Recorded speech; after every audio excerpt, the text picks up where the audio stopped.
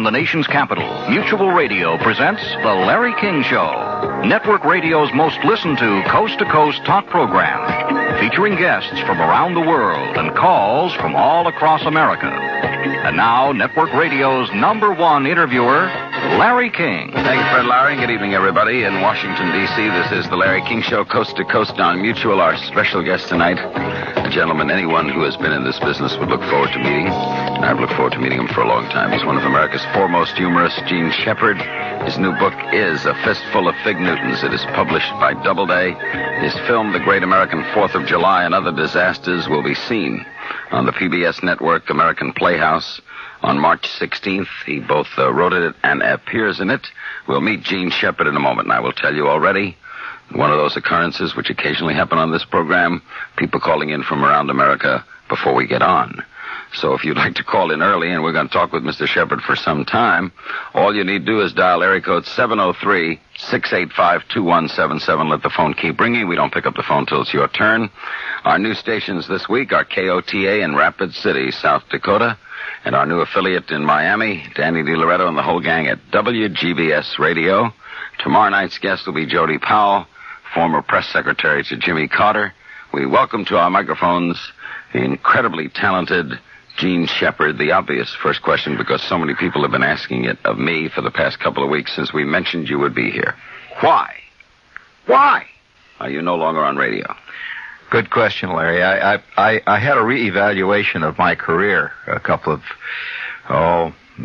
1976. I suddenly realized that I'd been on radio for years, and the most satisfaction I had had up to that point was not from radio, but from I published my first novel, which came out in 1967, and I went into an airport in Greece, and there was my novel, and I said, "My God, I've just got to do more writing, and I've got to get out of radio because it was burning up my life. I was using my material so much on radio, and do you prefer writing it to saying it?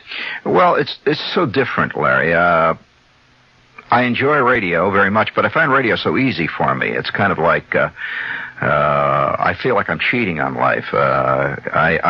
Another thing too, I think at a certain point, if you are a storyteller, remember I'm a storyteller. If I was, say, a Larry King, that would be different. That is my medium. But a storyteller is a different kind of a creature, and he wants to have his work preserved. He wants to have people in England here read him, and I began to write in Playboy. I wrote 30 or 40 stories, and it was a tremendous feeling for me to go to India one time and find that at the university there in Madras, they had collected all my short stories, and they had an illustrated course on them. But don't you miss... And this is important to me. Maybe this is asked by someone in the business who would miss it, but don't you miss verbal communication? No, because I'm a stage performer. That's what I missed in radio. See, I didn't come into radio as a radio person, Larry. I had done nightclubs. I was in reviews. You're an actor, right? Yeah. In fact, the first thing that I did in New York was not radio. I did a review down on Madison Avenue at 32nd Street in a hotel there called the Hotel Twain, and they had a nightclub called Down in the Depths, and there was a review that was produced by Paul Mazursky, who later went on to be the big movie producer. Well, Paul at that time had just discovered he wasn't a comic. He was going to be a producer, and he produced discovered by No Laughs, right? Yeah, No Laughs. He's the first guy I've ever worked with who tried to go out on the stage and entertain people, and it was a negative laugh. I mean, it was more than no laughs. It was a kind of a you could feel a wave of incredulity coming from the audience. You mean I'm paid for this, you know? So anyway, Paul's a nice guy and talented guy, and he decided. And you went from that into radio? No, I didn't go from that into radio. I did New Faces. I was in Leonard Silman's cast of New Faces of 1960 with Marion Mercer and R.G. Brown, and I just sort of, as a performer, somebody said, well, radio's another medium. Do some radio, too. So I said, fine, just another medium with me. Well, overnight, that darn radio show I did in New York, as well as at the same time playing in a club and playing colleges, that radio show hit. as you know, that thing I did, Night People and all that. And from that minute on, people thought I was a radio man. But it just threw me because I'm a performer. You're a performer and a writer, but you would agree that basically, and maybe we would have to have done this 10 years ago, if we went around places 10 years ago, outside of New York agreed. Inside of New York, if you went around and said Gene Shepard, they would say radio. Oh, sure. And that's what made me leave radio. You see, because I began to see that radio as a comic, for example, as a humorist, I could entertain somebody for 45 minutes and did it. I mean, I'd have people rolling on the aisle, on the floor, 45 minutes, and it would never be mentioned by the Times. Never be mentioned. Some guy comes on the David Letterman show, for example, and does 2 minutes and gets a laugh, and overnight he's a star, And I'd say to myself, well, why am I dripping out my life on this? It was frustrating. Well, yeah, and it also, I felt artistically at a certain point, radio changed too. This is important, Larry. When I began to see the change when the program director, when I first went into radio, was always a vice president. And I mean a serious, heavy vice president. Then when I began to see that he became slowly more like an office boy, and the salesman was the vice president, I realized I was not in an art medium, I was in a sales medium. Aha.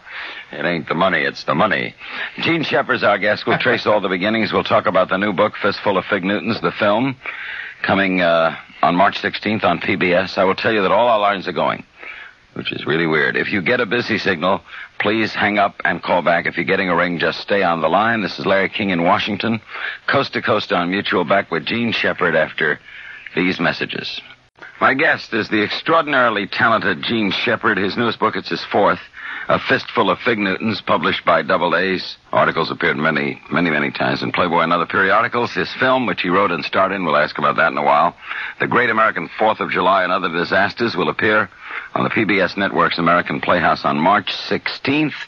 This is the Larry King Show in Washington with Gene Shepard. What took you east? Everyone who knows you associates you with I'm in show Herb Schreiner back home again in Indiana. Yeah, but Herb Schreiner was doing all that Indiana stuff in New York. I know. I mean, if you're in show business, Larry, there ain't nothing you can do in Hammond, Indiana that's more important than, say, delivering the Hammond Times. In other words, everybody in show. Good question. But do you know where Jack Parr comes from? No. I know him, but I don't know where he comes from. Okay. These are little trivia questions. You know where Marlon Brando comes from? Marlon Brando comes from extreme Midwest. Cleveland. Do you know where... That's extreme. Yeah. Do you know where Bob Hope comes from? Cleveland. In other words, when you grow up in the Midwest, there's only one place you can go, and that's away from there. If you're in show business, you don't stay there. Except Chicago, Second City, would have... Well, yeah, but they all come... Bellucci, all those guys come... ultimately, their goal is to get to New York or L.A. When you went to New York, did you go with a job? Yes. I actually did. Well, sort of. I had gotten an offer from NBC to come and possibly do The Tonight Show.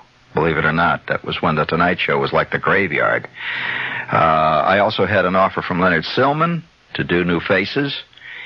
And where had they seen you work? Well, I did a television show in Cincinnati on a late night called Rear Bumper. And it was a comedy show. It was a one-man comedy show in which I would occasionally use actors who never spoke. It was meme. It was all done with rear screen projector. Very wild show. It was often compared at the time with Ernie Kovacs. So I was going to ask you about it. And I had never seen Kovacs at that point. But when I came east, we became close friends. We both worked in Philadelphia later together. Do you think that all you'd have attained would have to be a hypothetical guess, would have been attained had you not gone on the radio? I would suggest that had I not gone on the radio, I would probably be one of the 4 or 5, well, I don't want to say it, but I would have, well, I was on my way to becoming a big-time actor. In fact, one of the leading directors, Bobby Brown, who was a big stage director in New York, and Audrey Wood, who represented Tennessee Williams, and she was a legendary agent. William Inge, all those people. And one night I did a show. I did a legitimate theater thing down in the theater down in the village called the Theater de Lys, and it was a two-man show basically. There was myself and George Siegel, you know George, and we did a show where it was called Asylum, written by Arthur Culpet, and this was when I was really seriously into acting. And it's a wonderful play. It is, and George and I originated those roles, by the way, in Asylum. Well, after the fifth or sixth performance, Audrey called me in. I didn't even know Miss Wood. She's a legendary. It's very difficult to even see her. She was one of those people like getting an invitation to see Buddha or something. And so she said, Gene, she said, I want to tell you, she said, if this play opens the way it looks, you'll probably be the hottest actor in New York, and that means the world. And I said, well, I can't believe this is fantastic. And I don't want to go into the machinations of what happened with the play, but had I not been siphoned off on the radio, I suspect that's where I would have gone, and very seriously. And honestly believe you would have been a major actor. Well, okay, are there days... who knows? Are there days you say, I would like to do some serious theater? Oh, absolutely. To me, this is what I have always done. In fact, all my radio work was theater.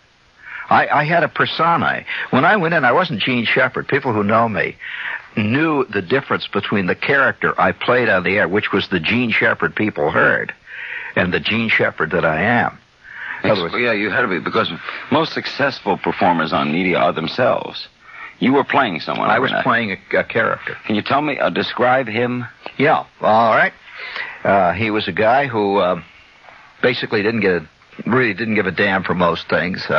He was hip, cool, would walk into the Museum of Modern Art. The first thing he would think of is, what painting should I stand in front of that will attract the most women? And then I can say profound things about it. And when I say these profound things, she will think I'm a very sensitive person. And 15 minutes later, we're on our way down to my pad in the village discussing Picasso. How did you get that wonderful idea to begin every show with that overture of the Lone Ranger? That was, golly, that was an interesting story, really. I did a television show in Cincinnati. That started in Cincinnati. And you did it there? Yes. In fact, if you remember the theme sounded like a bunch of horses galloping, and actually it was Edward Strauss is what it was. And the theme, it would start out with the racetrack theme. It actually had the bugle.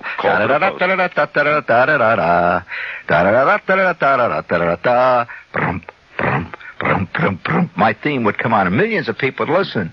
Well, how that started is that I did a TV show that was comedy, but it was sponsored by a beer company called Bay Horse Ale. And they wanted something that sounded like horses.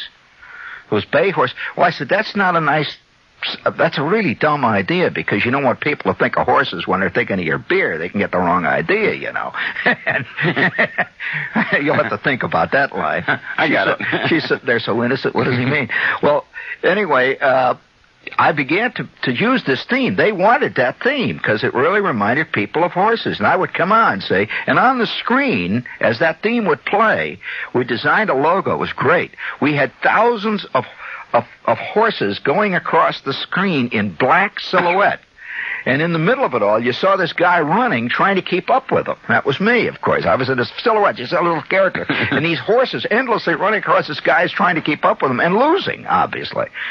And the theme would end, and these horses would go off into the distance. You see this little figure. He's still running along, and it's obvious that man is being outdistanced by the animals. Your show, that radio show, was syndicated. I used to listen to it in Miami. You went on many stations with it. One would think that should have grown larger nationally. We now know that you can certainly, if this is proof, do a network show. I was on, at one time, at one time I was on about 200-300 stations, but it began to eat up my life. See, you've got an interesting thing here. You've got a network. But when you're involved in syndication, somebody has to mail the tape out to each individual station. Then the tape has to be mailed back. Oh, it's I'll tell you, it's like building the George Washington Bridge out of toothpicks. What, if anything, was planned about that show every night? Oh, I knew what I was going to do every night. See, I as an actor, Well, it didn't sound that way, and that's to your credit. It sounded like this was, what am I thinking about? I'll do this tonight. Well, Larry, let me say that as an actor, I'll tell you this, let's forget radio. As an actor, I've always felt that any actor, when you're watching an actor, you should never be conscious of his acting. You should watch this actor, and it should sound as though everything he's saying he has just thought of, because that's the way it would be in life. You know, what De Niro accomplishes. Right. Hamlet did not have a script, you know, originally. and I've always striven for the feeling that everything I do is off the cuff. Now, this can work against you, because most people like to see the machinery. And so the worst actors in America are always given credit for being great actors. They're scenery chewers. It's awful. You say, look at he's acting. Isn't that wonderful? Do you feel that you have, as I'll use a comparison like Mel Torme might have in music, a huge cult following? In other words, you are not a household name. Oh, no. But you have an enormous following. How would you describe that? Your niche in America? Well, I think that's true of almost every, it's just like Thurber. James Thurber, you know, we kind of accept that name as sort of great, but Thurber, when he was working, you know, Larry, had a certain number of people who followed him.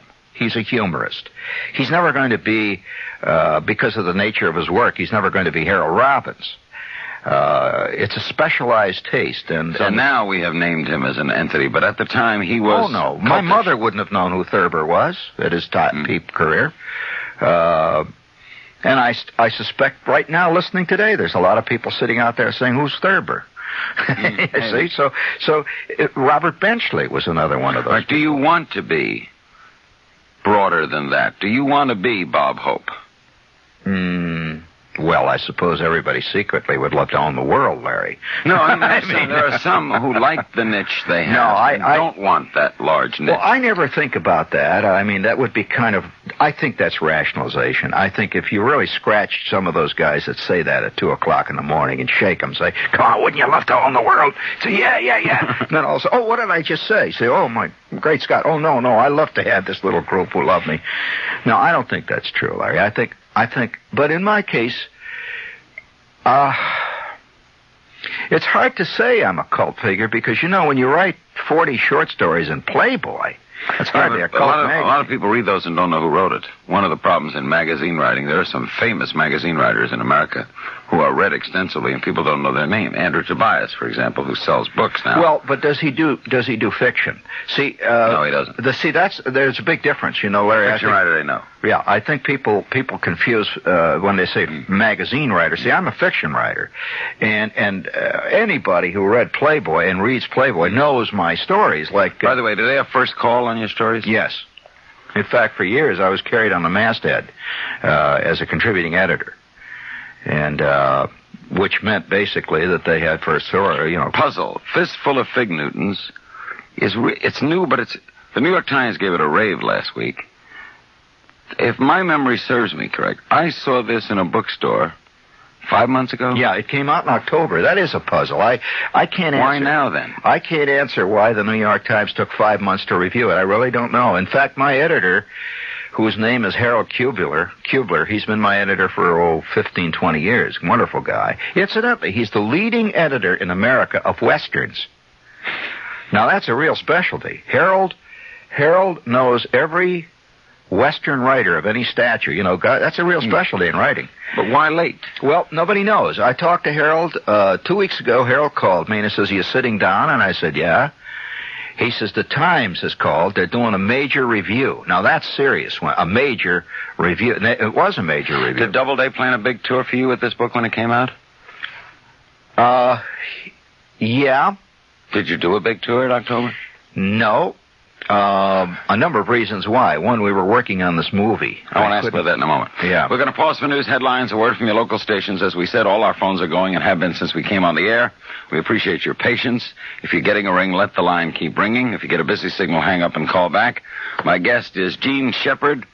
It can be safely said he is one of a kind. His book is Fistful of Fig Newtons, and The Great American 4th of July and Other Disasters will appear on PBS March 16th. We'll ask about that. This is Mutual, your network for news and sport.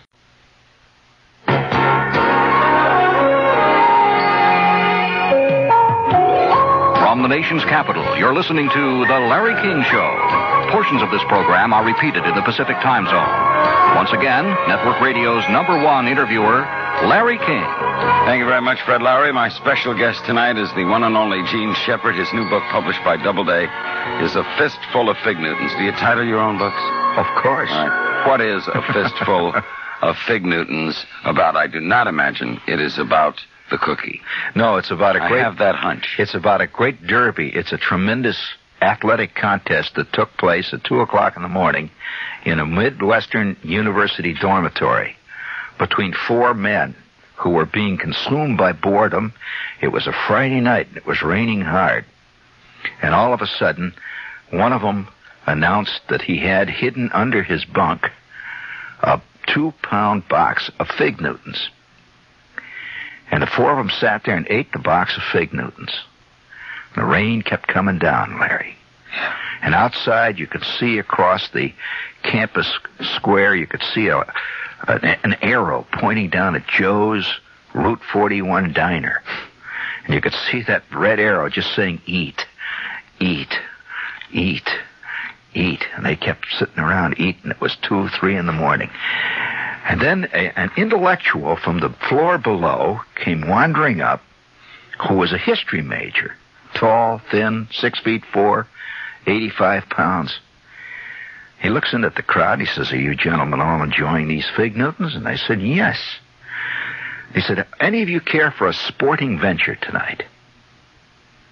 And the 4 of them looked up. One of whom, by the way, was a Big Ten tackle. He was ready for any kind of sporting ventures. And he said, "What kind of sporting venture?" He says, "Well, I have here a box of, well, some would call it a laxative. It is also said by some that it is a delicious chocolate-flavored medicine.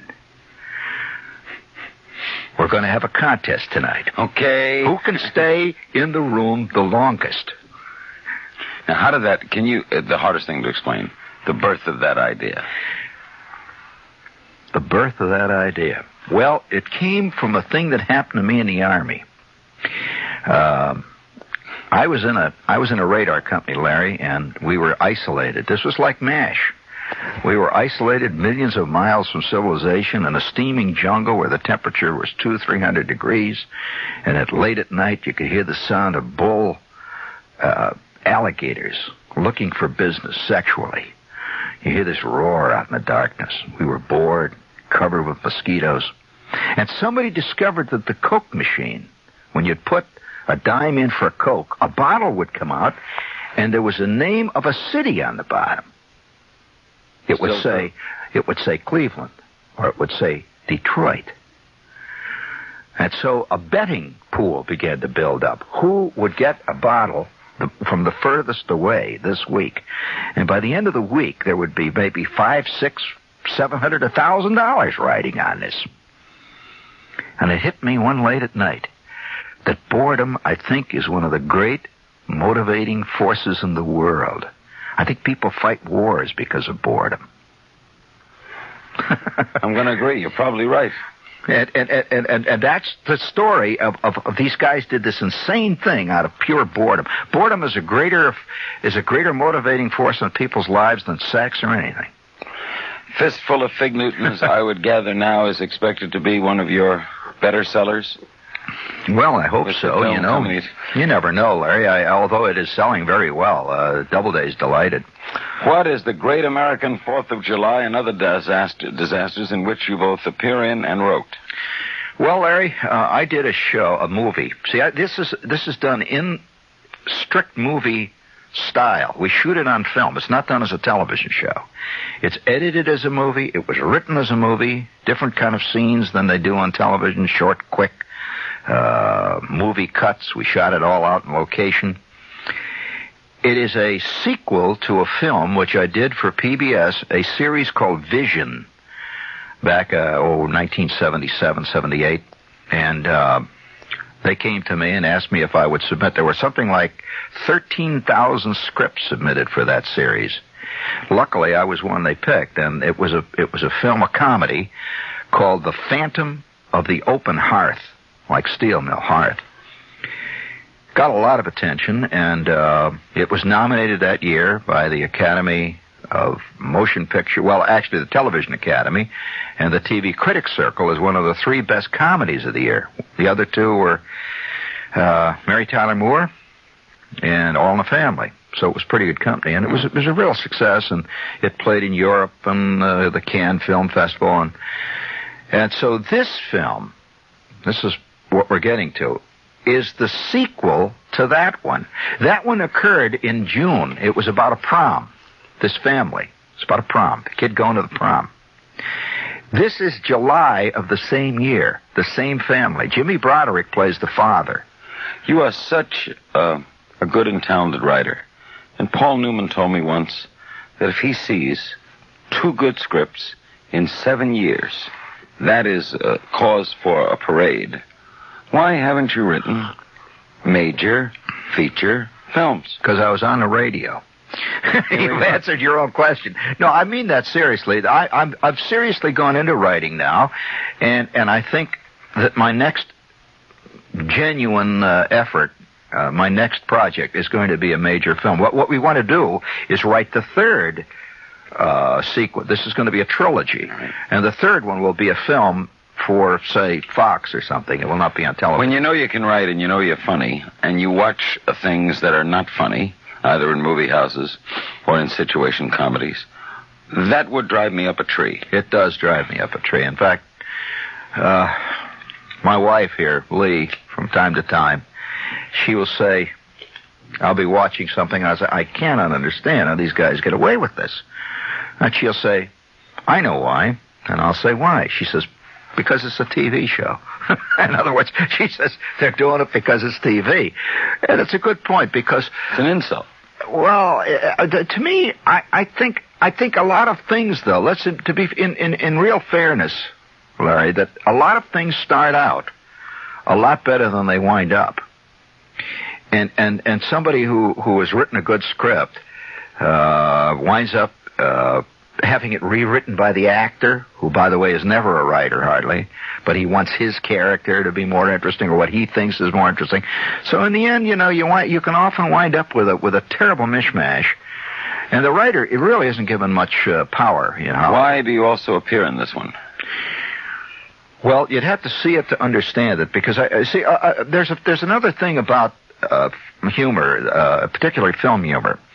Almost all great humorists, and I'm certainly not putting myself in that category, but almost all great humorists have found that to get the humor out of what they do, they have to perform it themselves. Charlie Chaplin, Buster Keaton, and one of the best contemporary examples is Woody Allen. When I first met Woody, I was in that review with Paul Mazursky. Woody had written 3 of the sketches in it. He was doing no performing. Woody wrote for Fred Allen. Yeah, he was doing no performing whatsoever. And so finally, when he got to do films, and he did his first film, he had Peter O'Toole in it.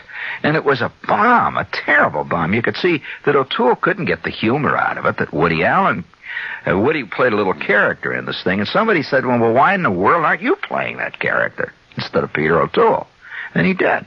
My guest is Gene Shepard. Gene Shepard, the new book is Fistful of Fig Newtons, published by Doubleday, and we will all watch on March 16th the Great American 4th of July and other disasters on the American Playhouse series on PBS. We'll be back following these messages. From the nation's capital, you're listening to The Larry King Show. Once again, here's Larry. My guest is Gene Shepard. The new book is Fistful of Fig Newtons, and the movie will be on March 16th on PBS, The Great American 4th of July and Other Disasters. Since you have, in a sense, Well, we've, in a sense, criticized media, that radio kind of, in a sense, stifled you, that television is non-productive. Is it going to get better? No, Larry, I hope nobody says I criticize radio. No, not at all. Radio is a great medium, and I've just felt that over the years, since the decline of network radio, it's given less opportunity for people who are, say, comics or that kind of performer. Your show, for example, could only be on radio, and it's a super show for radio. But if you take, say, a Bob Hope, you can't imagine Bob Hope doing a local radio show. No. But see, now there's a tide back. You could do Well, there may be a tide back, but that'll... At this point, I feel that there is so much more opportunity for what I do right now in the film media. That's the media that really interests me. Do you like doing stories? You said the radio show you were acting about real people, real situations, your friends, the corner, the block, the car, the father, the mother, the house. Or was that acting? Well, yeah, but what I did, though, over the few years, I knew Bill Cosby. He and I both played down in the Village, and he did stuff about, his friends. He says, people come up to me and actually think I knew a guy named Fat Albert. Of course, he created this character, but he is a composite of a lot of guys he knew. And that's the way my stuff is. I couldn't honestly tell you how much I resembled the character that was the I in there, or how much my father, by the way, was totally different from the father I've created. But he was a kind of composite of things that my father did or occasionally said. Well, you had to be then a great actor, because you convinced me, who did not know you that as an actor, that all these things were real people. Well, that's also part of the essence of radio. See, radio, I think, has a quality of I suppose you might say immediate impact, and what the kind of word I think is a kind of a pompous word, but it has verisimilitude, which is a kind of dynamic truth. You hear John gambling, he gives you the time. You don't think he's kidding. He's telling you the time. I tell a story on the radio, you see, and everybody says, well, that's Shepard talking about himself. But if you do it in a nightclub, they say, well, that's his act. Yeah, they believe radio. Yeah, they believe radio. And so for that reason, I found also there is a disadvantage to it. A disadvantage in the sense that your stories are so believable that people don't want to accept that you have created an act of creation. You have, in fact, you have been a creative artist. You've created characters. In fact, when my first book came out, Lee, I had a funny thing happen like that. The second book that I had was called Wanda Hickey's Night of Golden Memories and Other Disasters. That book is today used in thousands of colleges and creative writing courses and so on. But when it came out, it's a whole series of short stories, most of which appeared originally in Playboy. Mm-hmm. It was the second week it came out. It was a national bestseller and was on the Newsweek bestseller list. Now, it's difficult to hit Newsweek because they only have 5. They have 5 nonfiction, 5 fiction books, and it's national. It's not New York. But here was what was funny. I was in the nonfiction list with a diet book, with some guy who tells you how to cheat on your taxes, and there's Shepard's book, and Wanda Hickey is on the nonfiction list. This is... Well, it's a great credit to you, because I might have pondered how to put you. Except, though, here's the problem, Larry. You must realize that in the world of writing, being a creative artist, this is a very important thing. In other words, is John Cheever more... if you put John Cheever's books, for example, maybe about all his neighbors, who knows? In the nonfiction list, he would no longer be a creative writer. He would be a reporter. Just different function. So we have had trouble, then, typing you. Well, I think the radio made people that. See, the kicker of the story is this, that here I am on the nonfiction list, and nationally the book is selling all over the place, and I'm listed as nonfiction. And right in the front of the book it says all the characters in this book are nonfiction, everything else, which is true, see. They're all fiction, they're works of the imagination. So I called the editor, the book editor over there at Newsweek, and I said to him, I just want to ask a question. I said, I'm delighted to see my book in your list. And he said, oh, it was wonderful. He said, I read it. I loved it. And I said, well, I have one question. Why am I in the nonfiction? There's a pause, and he says, what do you mean? I said, well, this is fiction. It's like putting John Updike's book in nonfiction because you believe the stories are so real that they can't be fiction. And he says, oh, come on, I've known people like that all my life. I said, well, that's a comment on fiction. It's so real. To me, fiction, the more fraudulent you get as a writer, the more you're considered artistic. You're considered creative. John Barth is unreadable to me. He's considered a great writer. We're gonna. What a dumb world. Yeah, I never met a rhinoceros in the living room. Yeah. We're gonna, or a bear in the backyard. And We're gonna go to your calls at the top of the hour. We have a couple more questions for Gene Shepard, and we'll return following this message. From the nation's capital, you're listening to The Larry King Show. Once again, here's Larry. My guest is Gene Shepard. We're going to go to your calls at the top of the hour. Again, if you're getting a ring, stay with us. Gene was mentioning something during the commercial which we should elaborate on. What is a storyteller? Well, boy, that's a fantastic question. You know, Larry, that question has been. It's really what sets us apart from the animal world. You know, animals have no sense of introspection, retrospection, or history. Animal has no sense of time. Do you know that? Sure. Well, that's interesting. We do. As we sit here, no matter what age we are, there's a time thing that extends ahead of us. We can see ourselves in the future. We know we will be, let's say, one day 65 or 70. An animal has no concept of that. We also knew that we once were 10. An animal has no concept like that either. So a storyteller is a person who assures all of those around him, you too have lived. He is, and he kind of distills all of the human experience, that the tribe, and it's a necessary thing. What does he do? Well, hard to say. They've been studying that in aesthetics for years. They don't quite know. Was Mark Twain a storyteller? At times, not always. Is Myron Cohen a storyteller? No, Danny Thomas. Is he a storyteller? Well, I don't consider those people really storytellers. I think they are and they aren't. They're more. See, in our time, the storyteller has become. It's been showbizzed. In other words, Danny Thomas is then a showbiz joke storyteller. I think so. He is, but a true storyteller would be somebody who tells you a story and deep down inside you say to yourself, "That's right. That's really right." then there's nobody in showbiz per se doing that. Storytelling, yes, in some ways.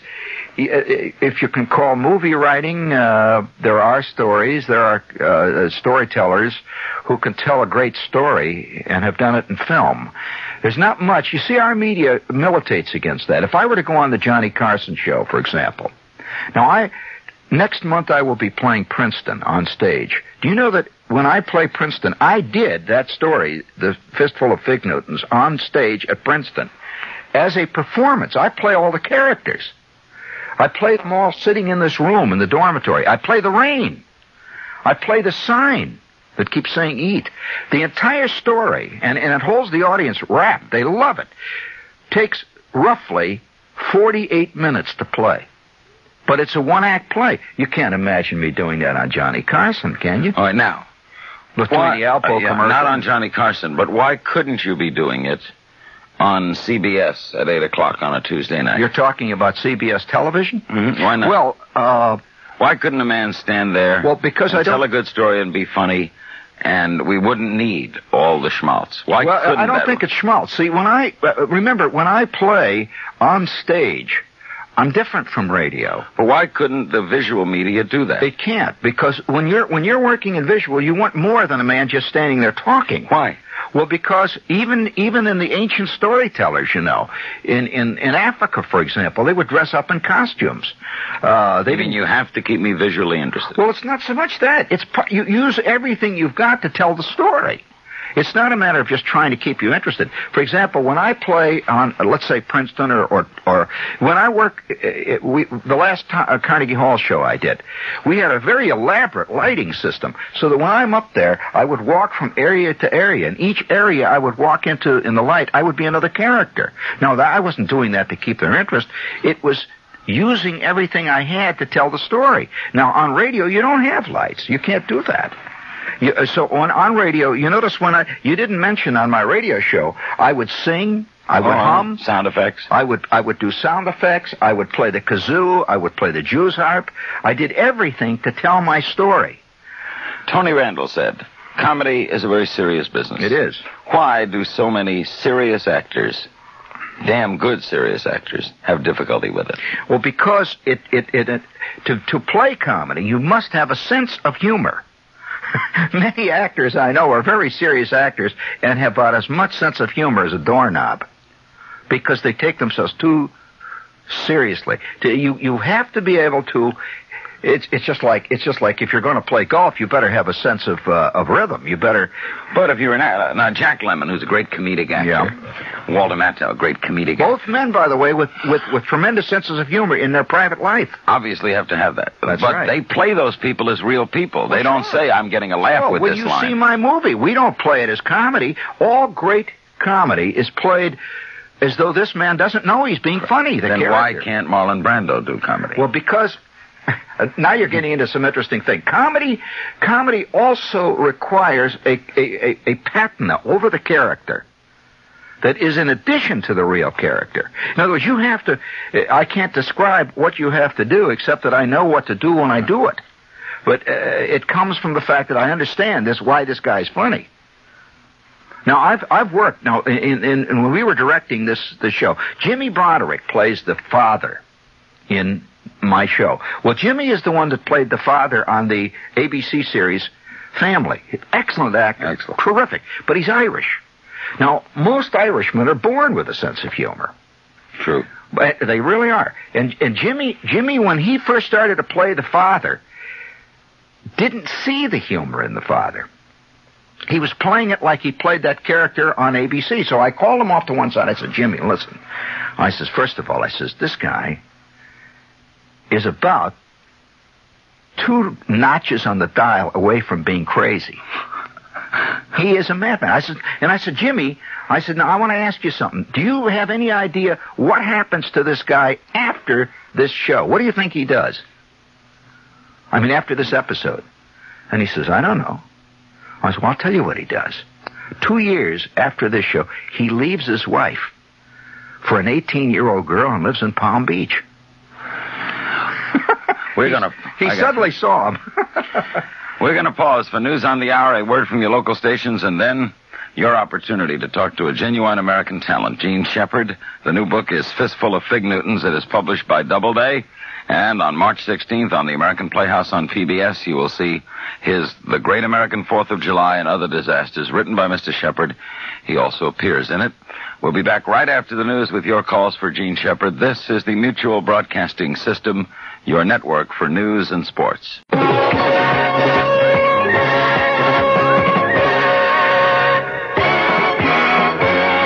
From the nation's capital, Mutual Radio presents The Larry King Show, Network Radio's leading coast-to-coast talk program. Call Larry now at 703-685-2177. That's 703-685-2177. Let the connection ring. We'll answer when it's your turn. And now, Network Radio's #1 interviewer, Larry King. Thank you, Fred Larry, and good evening, everybody. Welcome to the Larry King Show. Our special guest tonight is Gene Shepard, one of America's great wits. He is the author of A Fistful of Fig Newtons. It's his 4th book, published by Doubleday to a rave review in the New York Times a couple weeks ago. On the night of March 16th on the American Playhouse on PBS, his The Great American 4th of July and Other Disasters will be presented. Mr. James Broderick stars in it. Mr. Shepard is also in it. Tomorrow night, Jody Powell will be our special guest. There's a Quinella, Gene Shepard to Jody Powell, in a sense. 2 comedy shows. And the press secretary is part of the American humor scene. Part of the humor scene. Our new stations this week are KOTA in Rapid City, South Dakota, and WGBS Radio in Miami. We're going to go right to your calls for Gene Shepard. We start with the Bronx, New York. Hello. Hello, Larry. Yes. Yes, I'd like to say that even though Mr. Shepard's characters may be fictional, that Flick, Bruner, Schwartz, Kissel, and all the other ones were a lot more real than a lot of people I knew when I was listening to him in the late 60s over WOR. That's a great compliment, really. I really appreciate that. And you know, as a writer and a performer, they became very real to me. When I actually, you know, when I write a story or tell a story, I can see them in my mind. And I'm playing a scene with them. I walk around my apartment, and there's Schwartz sitting in the corner, and Flick is in the other corner, and the old man comes in with a can of Blatz in his hand, and I can actually see them very clearly. You have a question? Gene, I just want to ask one thing. Did you really have a brother named Randy who snuck under the daybed all the time? I do have a brother, interestingly enough, named Randy, but he's 6'2", and he looks a little like Kirk Douglas. Thank you very much. We're Gene Shepard, Kunkel, Ohio. Hello.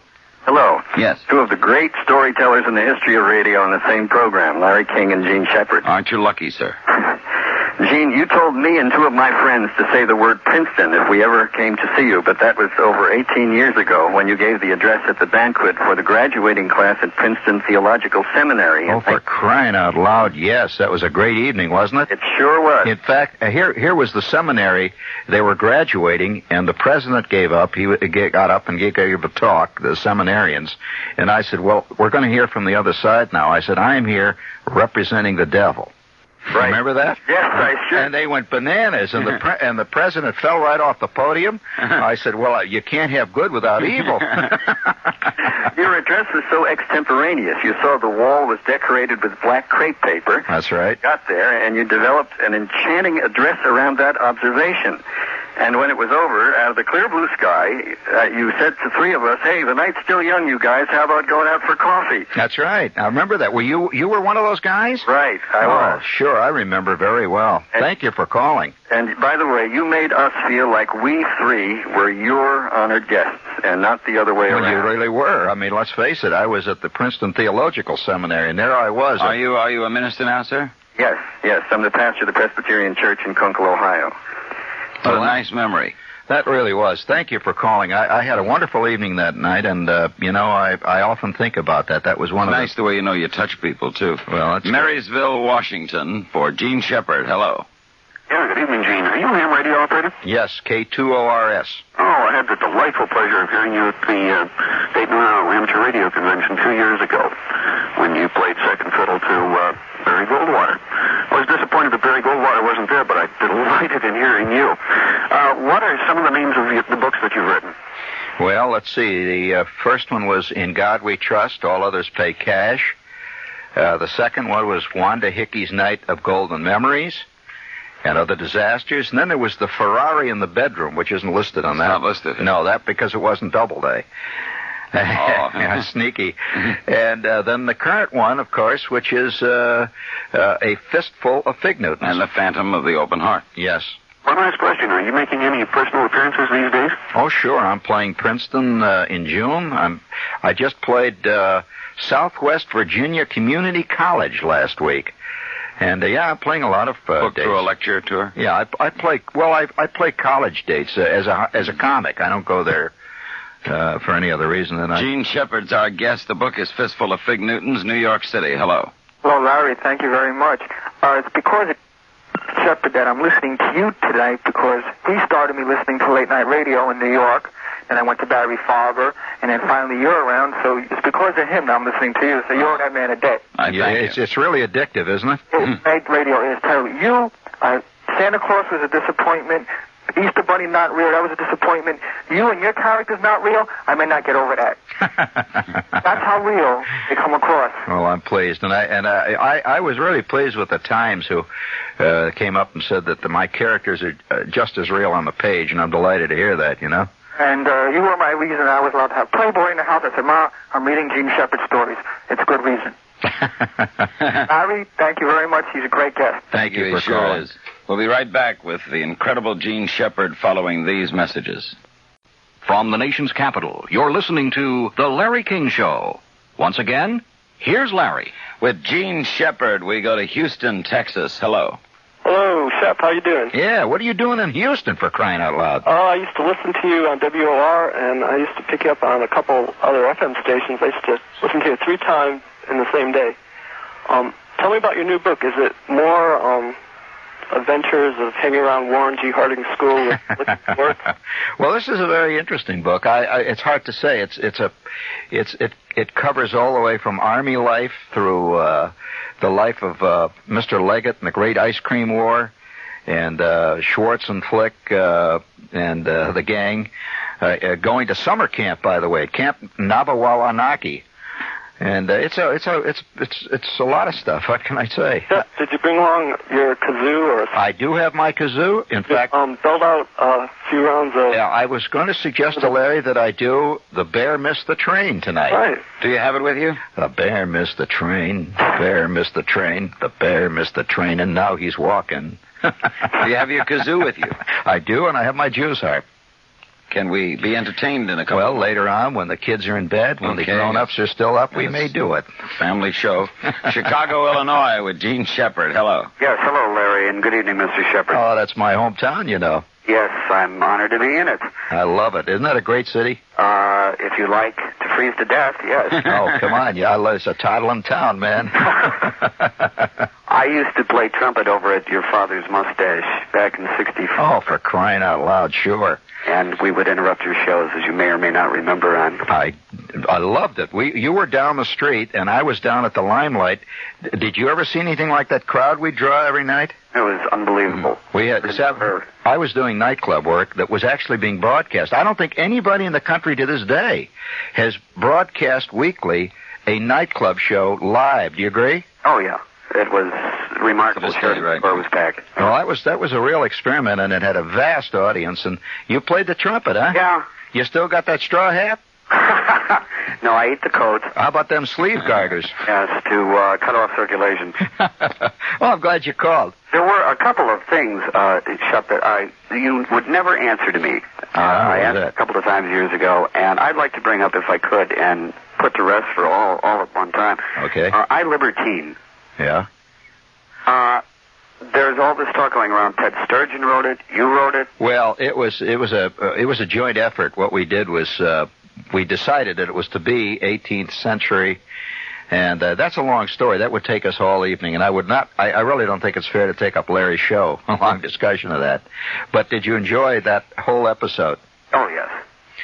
Well, I'm glad you're out there in Chicago. How's the weather? Well, it's warming up. It's about 17 right now. Oh, spring is on its way. On the balmy side.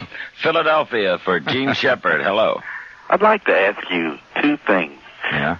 Do you remember a program on KYW that Jack Pyle, I think you had something to do with, and an agricultural man in the morning? I can't. No, I didn't have anything to do with that. Jack and Bill Givens. Bill Givens. They did a show in the morning, but I was on late at night. We were just friends, that's all. I had nothing to do with their show. Well, this show had old-time baseball players on, and it was late at night. That's Jack Pyle. Yeah, and it went to 6 o'clock in the morning. I thought it was one of the tremendous radio shows, talk about Ritter's glory of their time. This was much better than Ritter. Yes. Yeah, I remember he used to sit there with pitchers that pitched in... With the actual players? Oh, yeah. Absolutely. Oh, yeah, 1918 pitchers. It was really a fascinating show. You have a second question, sir. The second question is, I wonder if the people in Hammond, Indiana, now, since you've invented them, associate themselves with your invention. I'll tell you, that's... Can't go home again. A great question, and for years, I thought that they didn't even know I existed. And do you know that last April, I got a letter from the mayor's office of Hammond, Indiana, which is a big city, as you know. It's 250,000. And I was made the Man of the Year in Hammond and given a medal to hang around my neck and a plaque. And the mayor, who went to high school with me, and he's on the same page in the yearbook with me. He really made it, and he hung the medal on me. And so, yes, they do recognize me now. Favorite son. Right. With Gene Shepard, Everlesk, Minnesota. Hello. Hello. It's a great opportunity here to speak to my 2 favorite radio personalities. I know, Gene, you're sort of, from what you said, you're a bit down on radio, I would say. But it seems like when I went to high school and college, it's always talked about the next day. Do you feel that the influence you've had, that certainly that was a great opportunity for you? Oh, sure. I think you misinterpret me. I don't want to have it be said I'm down on radio. I'm saying as a comic and as a performer of my type, radio is not the ideal medium. For Larry, it's perfect, obviously. Yes, I know I've had an influence on the generation. In fact, the New York Times said that 2 weeks ago. They did.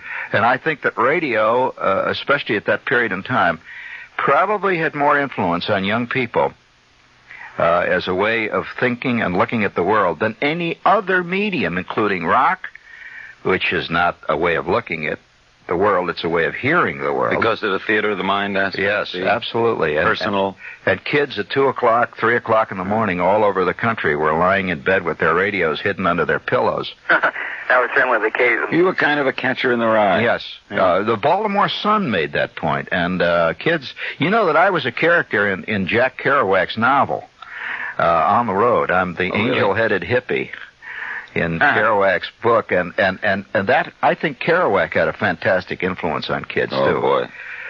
Okay, thank you very much. Thank you for calling. But Gene Shepard, Staten Island, New York. Hello. Hi, Larry and Gene. How are you? Hi. Fine. Okay, Gene. Yeah. I'd just like to echo the sentiments of that previous caller. He said he grew up with you on WOR, so did I. And you know, so did I. Right? I was a mere stripling when I joined them. Yeah. And I think that's what I can credit my listening to Larry tonight, is starting with you. And well, then, in other words, you say that we contributed to the slow rot of your head, eh? Well, no, I don't think so. Not that at all. Hey, thank you. Thanks for calling, really. Hollywood, California, for Gene Shepard. Hello. Hi, I'm honored to be the first lady caller of this evening. You are. I'm calling from Tinseltown, Hollywood. Oh, Lord, I love it. I must say I do. Shepard. Yeah, hi.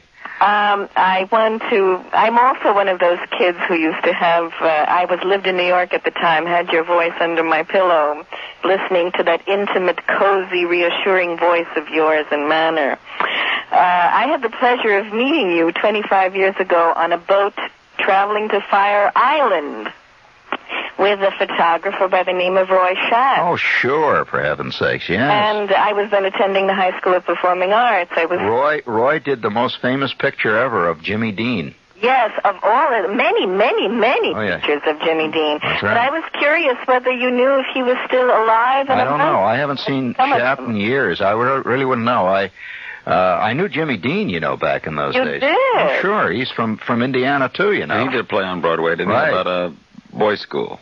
Exactly. He did a lot of things on Broadway, and at that time I was going to the Actors Studio, and we all knew Dean. But you don't know if Roy Schack is still with us? I really don't know.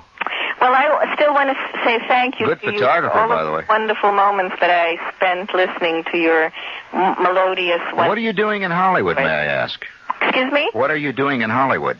I am... Well, I came out here to screen test in 1964 and ended up staying here as a contract player at Universal. I have been in and out of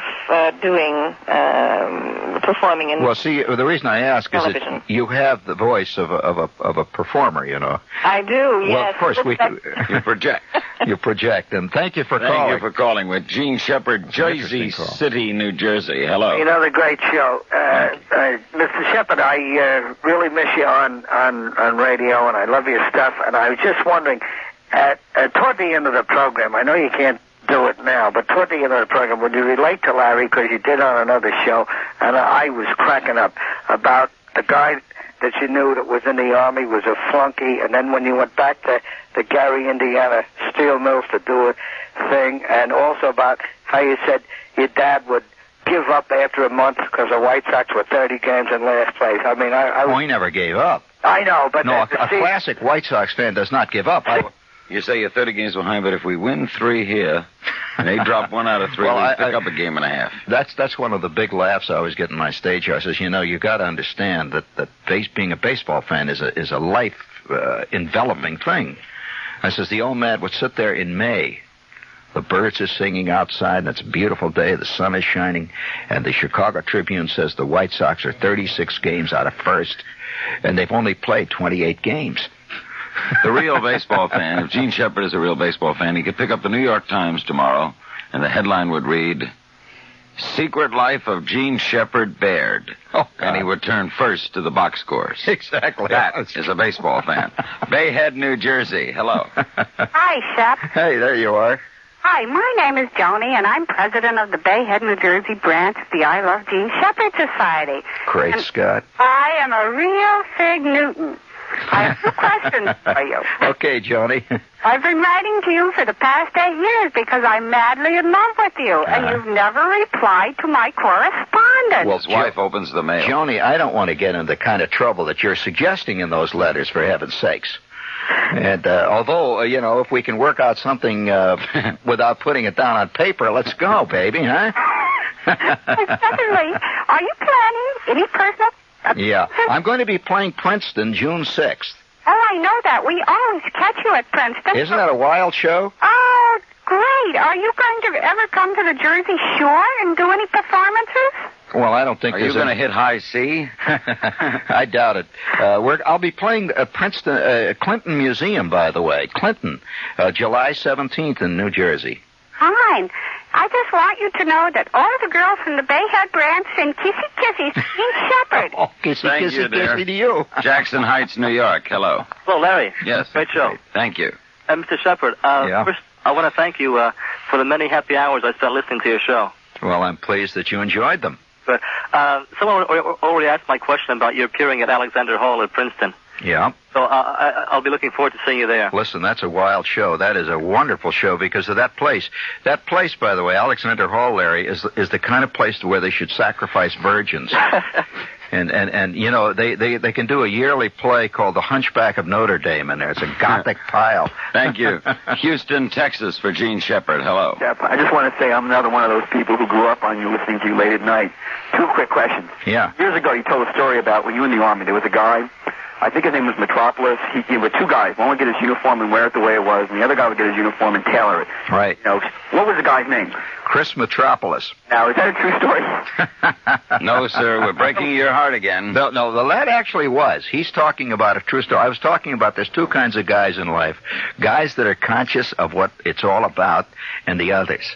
And Chris Metropolis was the first guy I met who 5 minutes after he's in the Army, he's in the tailor shop. He's got the greatest uniform this side of Patton, right? Question. Yeah? Remember this, but he did something at lineup in the morning after you did your calisthenics. Right. Or a belch or something. No, what he did, he learned to make the sound of a chicken without moving his mouth. That's right.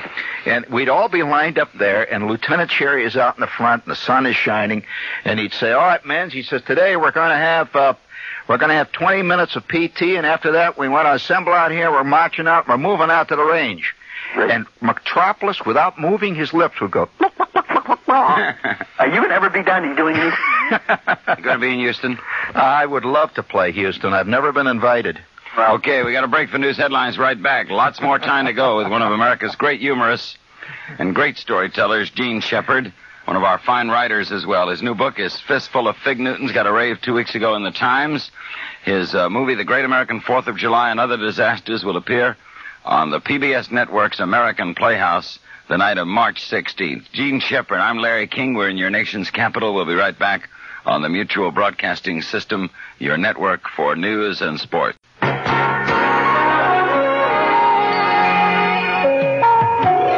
From the nation's capital, you're listening to The Larry King Show. Portions of this program are repeated in the Pacific Time Zone. Once again, Network Radio's #1 interviewer, Larry King. Thank you very much, Fred Lowry. Welcome back to more of The Larry King Show. Our special guest is Gene Shepard. Doubleday has published his new book, A Fistful of Fig Newtons, and The Great American 4th of July and Other Disasters will be seen March 16th on PBS. We'll go back to the calls in Buffalo, New York. Hello. Hey, Shep. Hey, there you are. I've been a fan of yours for about 13 years. Hey, great Scott. It's been tough, hasn't it? Yeah, really been tough. The last 5 or 6 have been the toughest. Haven't been on radio. Missed you. Well, I'm delighted, anyway, that you're calling. Yes. I have a couple of questions. Are you going to be in the Buffalo area soon? Not that I know of. I possibly, you never know who's going. In fact, I played the University of Buffalo a couple of times. Yeah. Well, that's where I'm going to school. A good school, by the way. It's where Mark Russell does his terrific PBS live half hours. That's a great school. I played Buffalo a couple of times. You know, the first time I played Buffalo, you'll never guess who sponsored me there. The SDS. SDS. Yeah, you don't even know what they are, do you? They don't even exist here anymore. I know, but they did then. And, what does it stand for? You don't know the SDS? No, all we have is the SA, which is... Students for a Democratic Society. Oh, yeah. That was a wild outfit. Oh, that outfit. I didn't even associate you with that. Oh, yeah. Listen, in those days I was... a ringleader. Yes, I wrote for the Village Voice. I wrote for a paper called The Realist, Paul Krasner's Realist, and, that was a different world, wasn't it? Yes. Also, are you still giving away autographed pictures if you get what BVD stands for? Good Lord, you have a memory. Yes, I used to see, trivia began on my show, Larry, really did. And I said, people always say, trivia, they're always asking stuff about movies. Who the hell cares about movies? I said, here's a piece of trivia. What does BVD stand for? All right, Larry, do you know? No idea. Yeah, BVD. Everybody has heard of the underwear, BVDs, but what does those letters stand for? BVD. You better tell us. And I says, I will send you an autographed picture. And in fact, I will come on, and if you're a nice-looking lady, we'll have a date. If you can give us what BVD stands for. And he remembers that. But what does it stand for? Well, I ain't going to tell you. Well, I have to admit, I cheat. I recorded a bunch of your shows a long time ago. You did? And whenever I'm sitting down here and feeling bored or something, I turn on Gene Shepard. Oh, that's a great compliment.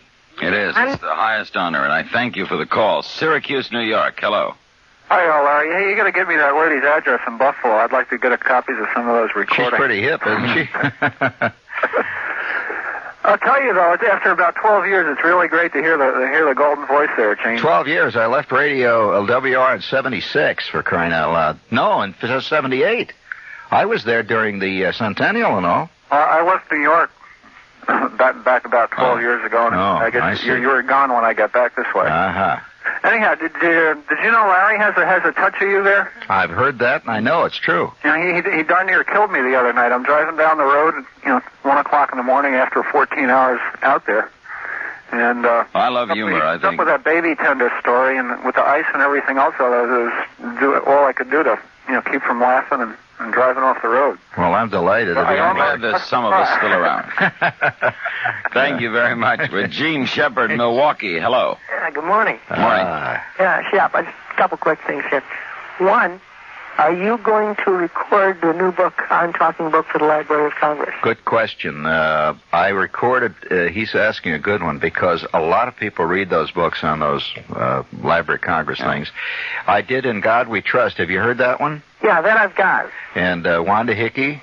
That I haven't got, but it's on order. I've got to learn how to cheat the local computer, but I figured that out. Okay, and they haven't invited me yet to do it, but I hope they do, and if they do, I certainly will record it. Those are invaluable. Well, I suggest, as a subscriber to that series, I suppose you are, get in touch with them and request them to ask me to record it for them. Okay, I will. In other words, write to them and say that Mr. Shepard would love to do it, because this is a fantastic service for the sightless. I think also it's a special touch when the author reads the book, because then you're going to literally get the author. Well, if Gene does read his own, that's one of the rare, because most authors do not read their books for the Talking Library. Well, I did In God We Trust, the whole thing. I can't think of anybody else besides I can't either. I've read. Well, you know how long that took me to do it? I recorded one chapter a week. And, well, yes, that's all the time they had, and it took me almost, I would say, about 6 to 8 months to complete that. Yeah. Is that mostly just time to get to in the studio, or is that how long it took you to read it and to redo it so you were pleased with the result? No, they only had around, after all, I had other things to do, too, don't forget. They record a lot of things, magazines. Yeah, that's right. With Gene Shepard, Herndon, Virginia. Hello. I'd like to know if any of the 5 things has or will change America significantly. 1, interstate highways. What in the world does that have to do with tonight's discussion?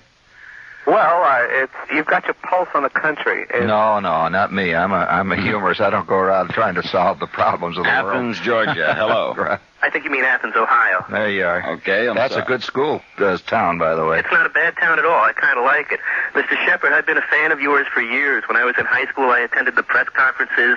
Oh, weren't those wild at the Overseas Press Club, right? Overseas Press Club. Matter of fact, I think I still have one on tape someplace. And the kids flying out the windows. And they were crazy. Yeah, and all those old reporters, guys like Bob Constantine sitting around saying, "What's all this about, for God's I sake?" think they got a little upset at times. They did. I have a couple of questions to ask you.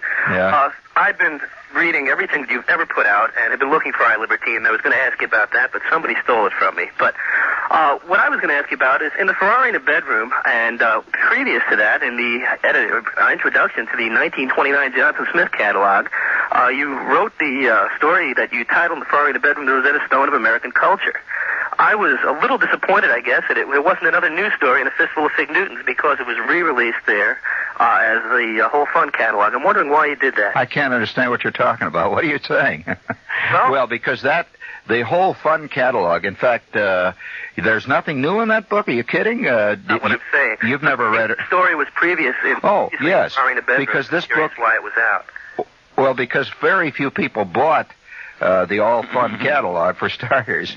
There's probably you and 6 other guys got it. No, I mean, it was in your book, The Ferrari in the Bedroom, and Fistful of Fig Newtons. No, you're wrong. I have it here in front of me. Sorry, it was not in The Ferrari in the Bedroom. Excuse me? The editor is sitting right here with me, and she says it is not in The Ferrari in the Bedroom. Is not the Rosetta Stone of American Culture the same story? No. Okay. You Then blew the it other again, question- kid. Blew it again, wrong. Is when you were on WOR at one time, you were looking for an old tube radio, and you asked somebody to call up if they had one. And I did. I had an old National Union tube radio and gave you my name and address and phone number, and I still have it, and it works great, and I still want to know if you want it. Well, at that point, I was deluged with about 5,000 people who sent me letters about radios, and I had a 1.5-room apartment. Does that answer your question? We'll be back with Gene Shepard, the new book, Fistful of Fig Newtons. First, these messages. From the nation's capital, you're listening to The Larry King Show. Once again, here's Larry. My guest is Gene Shepard. His new book is Fistful of Fig Newtons, published by Doubleday. His movie, The Great American 4th of July and Other Disasters, will appear March 16th on PBS, Salt Lake City, Utah. Hello. Hi, Larry. Hi. I just had to call up Gene and ask him a couple of questions, but first I want to tell you, Gene, one of my most cherished possessions is a record that you cut in about 1959 called Gene Shepard and Other Foibles. Do you remember that? Oh, sure. That was cut for Elektra Records. Elektra, right. Right. And that's the one that's got the White Sox story on it. Oh, it sure does. And I was wondering if I could just do number 5, which is entitled Credit Cards, Larry. It only takes 1 minute. 1 minute. That's a very interesting piece. All right, go ahead. It's a collector's item. Go ahead and play it. Okay, here we go. There's your papers, please. Yes, I can hear Peter Lorre saying it now. There's your papers. Get out of me from that screen. There is your papers, please. And there is nothing that is more beloved of an American than a paper. A card of identity. A membership card. A card that says you're in. Really says you're in. You start this out when you're a kid. Send in the coupon. Become a member of the Jimmy Allen Air Aces. Make it. Get in. Gradually you begin to build this up. Until finally you get like some guys who have membership cards that come in long strings. I know a guy that has a string over 38 feet long that he carries in a roll under his arm in little plastic envelopes that are transparent. And he unrolls them. He says, look at them all. See? I saw people. They love me. It's my credit card. Look, I'm loved. I'm an American. Look.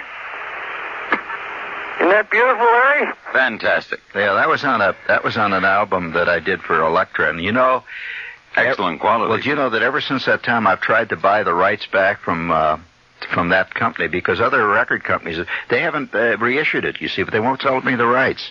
I've had that since 1959, and when my wilder days running around Chicago, if I meet a new girlfriend and I'd play that Gene Shepard record, and if they didn't dig it, it was goodbye, honey.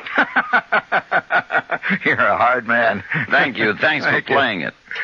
We got a hell of an audience. St. Louis, Missouri, with Gene Shepard. Hello. Good morning. First of all, thank you. I was born in Hammond, Indiana. Oh, my Lord. I'm sorry to hear that. Yeah, no, that's right. Two questions. Even worse than that, I was born in Hessville. They don't know the joke, do they? Not at all. Two questions for the both of you. That's like saying one guy was born in hell and the other guy admires him. He was born 2 levels below, right? Go ahead. Right. If it could be worked out, and if you were asked, would both of you read your books for the Talking Books for the Blind? That question was just asked. Just says I would. If I'm asked, I would read Absolutely, I would. If somebody came to me, I did my first book for the Talking Books. You know, In God We Trust, All Others Pay Cash. I'll have to find that for the... Yes, ask for it. It's called In God We Trust, All Others Pay Cash. I don't think nobody could do it justice but you two. Oh, I'm on it. I do it, and I would do it. Wouldn't you, Larry? Oh, yeah, definitely. Also, at the top of the 3 o'clock hour, Larry, before Mr. Shepard leaves, why don't you let him do your Joe Marble story? I'm going to let him play the kazoo. That's a promise. Marlboro, New York. Hello. Hi, good evening, gentlemen. Hi. It's great to talk to you, Shep. I was at the Overseas Press Club and listened to you for a long, long time, and I intend to pick up the book this week. 2 quick questions. One, why did you decide to use the fictional I in a lot of your work? Well, because it is fiction. See, I think a lot of kids thought that I'm just telling literal truth, and I'm not a reporter. I'm a storyteller. It is, and I think when you use the I, you get the quickest, most complete communication with people. In other words, if I said, I was on fire yesterday, that's exciting. But if I said, that guy over there was on fire yesterday, that's a whole different thing. Mm-hmm. So I used the fictional I because it's a good literary device. Mark Twain used it. In fact, if you're curious, Huck Finn is in first person. Mm-hmm. Melville used it in Moby Dick. So the first person is really well, look at the Catcher in the Rye. Mm-hmm. Good example of it. One more question, Gene. Yeah. Quite some time ago, I saw the movie 1,000 Clones. Yes. You want to comment on that? The character bears a striking. Well, Jason Robards. Yes, Herb Gardner was a friend of mine at the time, Herb. And one of the critics pointed out, he was the critic of the Daily News, that it was quite obvious that character and the show was based on my life and my apartment and everything else. Herb You and buy I, it? Huh? You buy it? Oh, Do you sure. think? Oh, yeah. I think Herb does, too. Nice piece, I thought that was. Very nice. Thank you for noticing the resemblance. Columbia, South Carolina, for Gene Shepard. Hello, Gene Shepard. Yeah. Great to talk to you. I just have two quick questions. Are you going to be making any appearances down in the South Carolina area? You know, I want you out there, Gene. Well, I'm going to tell you something. The opening of my movie, watch it on public television, takes place in south of the border in South Carolina. Wow. You know the place I'm talking about? Yep, definitely know it. Well, then, so watch it this 16th of March, and if I play, the last time I played South Carolina, I played Meredith College in Raleigh. Uh-huh. I see, yeah. Well, I'm from New Jersey area. I'm just going down to school down here. I'm from Hackensack, New Jersey. Ah. And also, let me just say that your programs, both your programs and your short stories have been they're great spirit uplifters, and anyone who's ever got the blues that just listen to one of your programs is a great cure. Well, I thank you very much. Thank you. What a kind call. Mill Valley, California. Hello. Yes, good morning, Larry, Gene. Yeah, how you doing? Good to speak with both of you. Thank you. Gene, I wanted to ask you, those old shows at the Limelight in the Village, yeah. Is there any way those tapes could be made available? I'd sure love to have an audio copy. Well, that's, I have tapes of almost all of those shows. I have over 500 tapes, but there's no way to make them available commercially, no. And I would like to say, yeah, but no way. That I know of, unless some record company suddenly says, gets sense in its head and says, let's issue them as talking literature. You know, the Cadman does a lot of that stuff. Yeah. Gene, did you write as a kid? When did you start writing? When did I start writing? Yeah. Well, I don't really know. The first piece of fiction I ever wrote was for a magazine called Town and Country. The magazine? Yes, Town and Country. And I wrote... I don't print much fiction. No, they didn't. I knew Henry Sell, though, and he wanted a piece of mine. And I wrote... the first fiction I really wrote was for the Village Voice.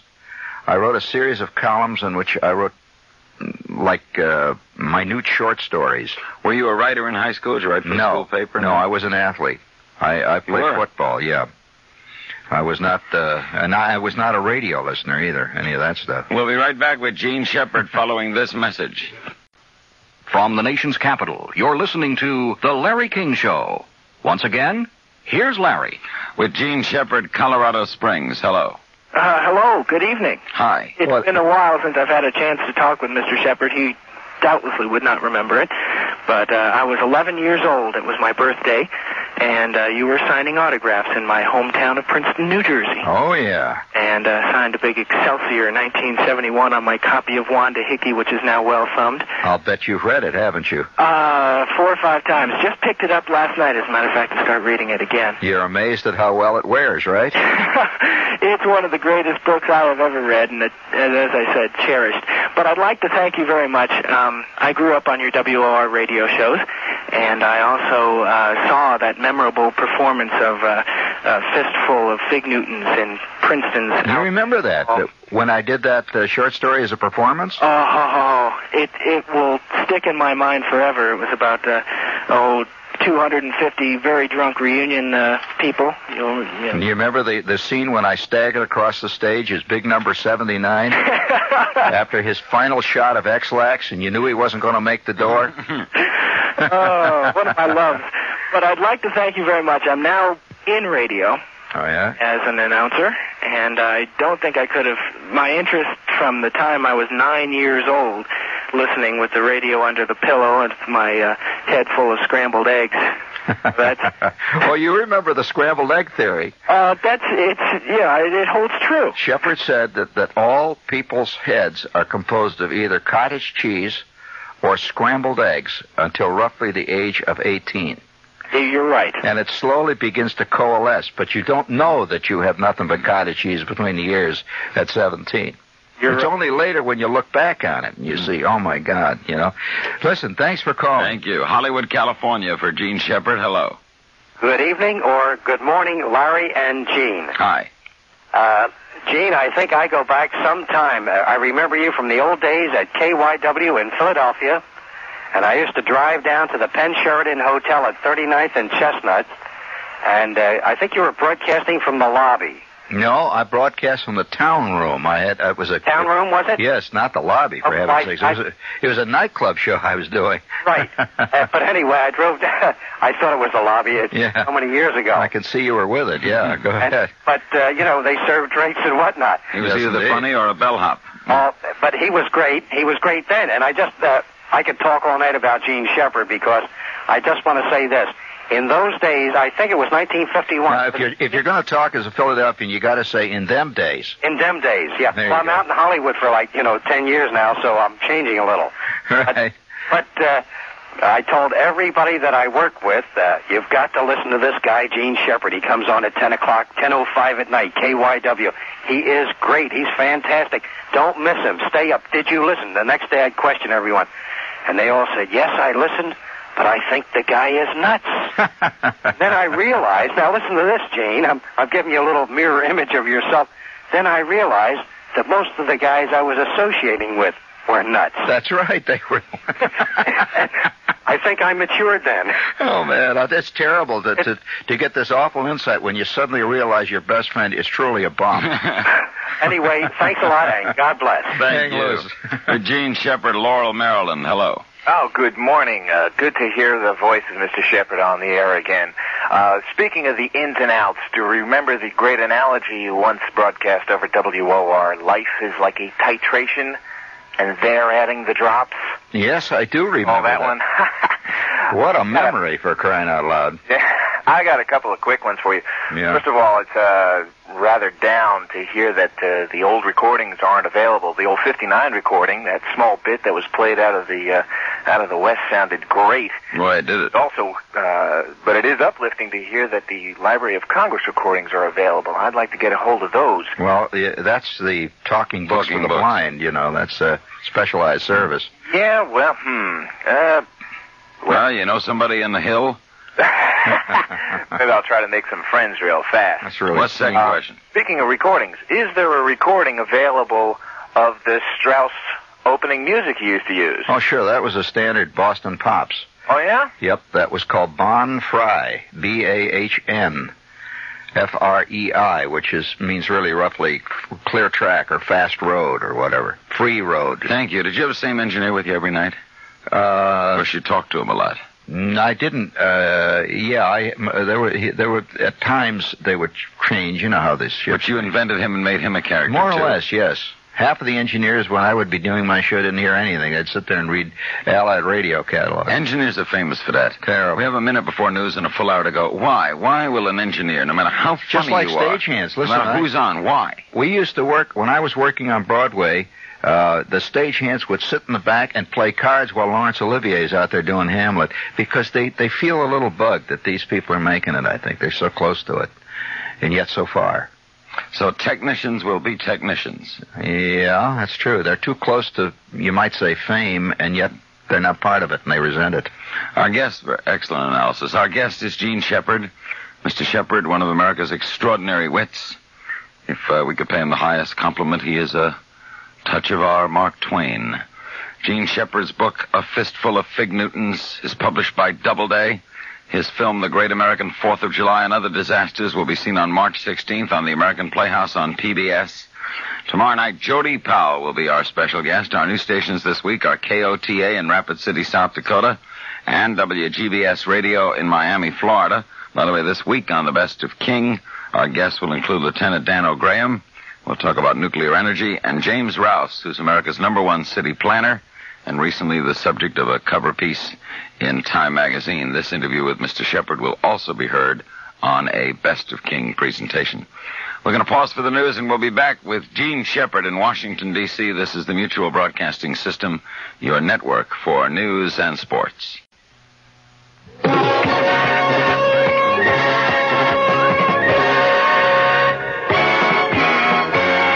From the nation's capital, Mutual Radio presents The Larry King Show, Network Radio's leading coast-to-coast talk program. Call Larry now at 703-685-2177. That's 703-685-2177. Let the connection ring. We'll answer when it's your turn. And now, Network Radio's #1 interviewer, Larry King. Thank you, Fred Lowry. Our special guest tonight is the one and only Gene Shepard. If America didn't have him, we'd probably have to invent him. His book is A Fistful of Fig Newtons. His presentation of The Great American 4th of July and Other Disasters will appear March 16th on the American Playhouse on PBS. Tomorrow night, Jody Powell, former press secretary to Jimmy Carter. And we're welcoming aboard this week KOTA in Rapid City, South Dakota, and WGBS in Miami, Florida. We're going to go right back to the calls for Gene Shepard, Cranston, Rhode Island. Hello. Hello, Larry. Hi. Thank you so much for having Gene Shepard on. It's been a dream of mine for years to just even be in almost the same room with him, I feel. I never had the opportunity to listen to you on WOR because I'm from Rhode Island, but Channel 2 in Boston ran a series called Gene Shepard's America, and that's where I got acquainted with you. And it seemed like when you were talking earlier in the first hour that you didn't think that, I got the impression that the show wouldn't go on television. And who said that? Well, you were talking... Oh, well, Gene Shepard's America as a show was a very different kind of show than I did on radio. Yeah, but some of the stories were there, Well, yeah, but it was a whole different kind of thing. We had production, and sure, my personality's the same. I'm not going to be a different person, but that show was beautifully edited. Very expensive show to do. Never seen a better show. Well, thank you. That show... the American Film Institute here in Washington is going to do a retrospective on my film work, and part of it will be that Gene Shepard's America series, as well as The Phantom of the Open Hearth, and one of my earliest shows called Rear Bumper will be done, and a thing I once did on Channel 9 in New York, which was called Shepard Unleashed. And shortly after I did it, they wanted to do that, too. Will these be on public television? No, this is going to be American Film Institute here in Washington. It's going to be at the Kennedy Center. It's not on television, no. It's a Film Institute thing. Well, I wish there was some way we could, up here in Rhode Island, maybe you come to Brown or something like that, but Anything at all. Just I have played Brown, by the way, in the past. You have? Yes. There is some talk, however, of reviving Gene Shepard's America. PBS is after me. That'd be terrific. Hey, thanks very much. Thank you for calling. Bridgewood, New Jersey, for Gene Shepard. Hello. Yes, good morning, good morning. Morning. Oh, please bear with me. My heart is just pounding. And for a little old lady like me, oh, you cannot top yourself with having this wonderful, wonderful man on. Thank you. Thank you so much. Thank you. I have been a kingaholic ever since you started here in New York, and believe me, years back, I was a Gene Shepard-aholic because he was under my pillow. That's the only reason why I had 2 children only. I loved you, adored you. You were the only competition my husband ever had. Shepard was a very early birth control. You as much as I love you. Oh, there's out of all your wonderful friends that have called you, that love you so, they did not say my 3 gorgeous stories. What was that? Well, your father's lamp. Oh, the lady's leg lamp. Yes. Yes, that was a short story out of In God We Trust, All Others Pay Cash, right? Yes. Oh, the birth of pop art. Pardon? It was called The Birth of Pop Art. Yes, yes. About the father getting the saw lamp. that finally on public television not so long ago. You just mentioned it to your last caller. And then the other one was your father's hat with the hockey. The hat trick. Yes, that's right. When he jumped up and threw his hat out into the thing. Well, as I said, so many, all are wonderful, but the one you will never top, what was as that? much as I love you, is your uncle's prefab.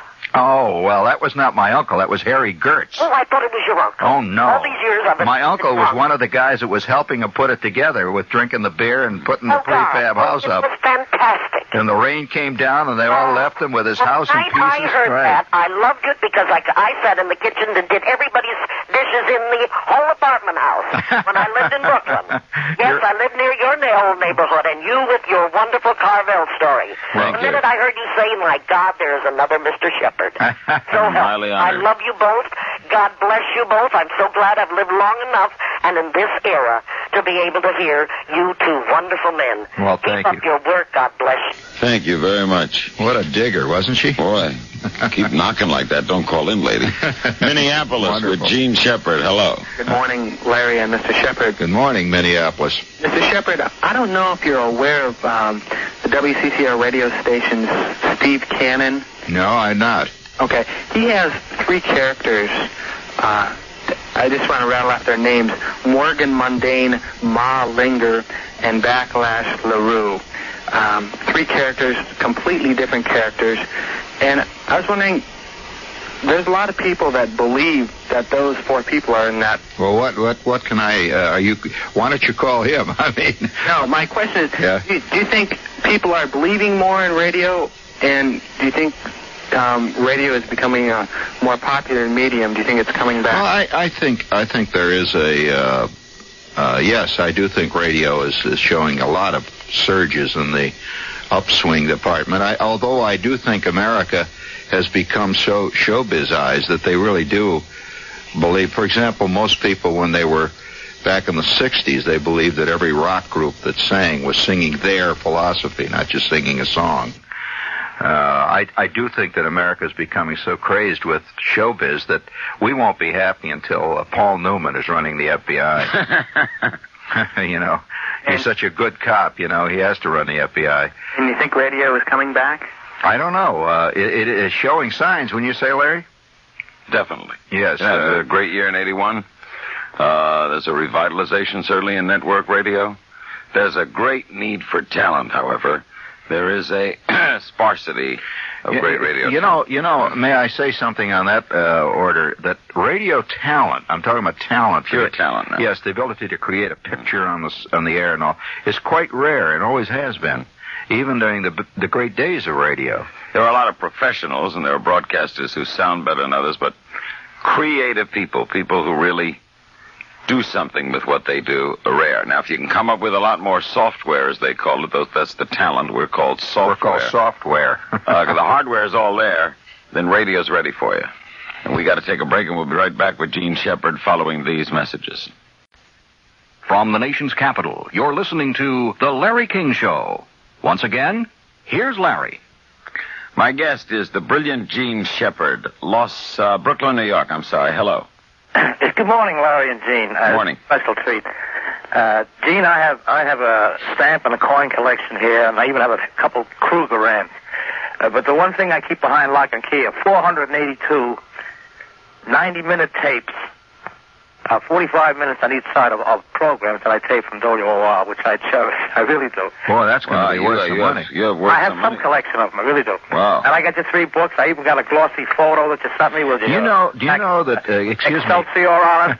Do you know that I used to get letters from a club in England that would exchange tapes with each other? And there was a guy in Texas that had a catalog of all my shows that he had recorded off the air by subjects. Army stories. Yeah, that's what I do. Schwartz stories. Well, it was an international thing where they would trade these tapes back and forth. And I thought to myself, my Lord, it's getting out of hand, Larry. What I wanted to ask, ask you, I saw you twice at Carnegie Hall, by the way, which I thought was great. By the way, the producer of that show is sitting right here at this table with us tonight. Yes, I saw her. I remember. She produced that, and wasn't it a brilliantly produced show? That's right.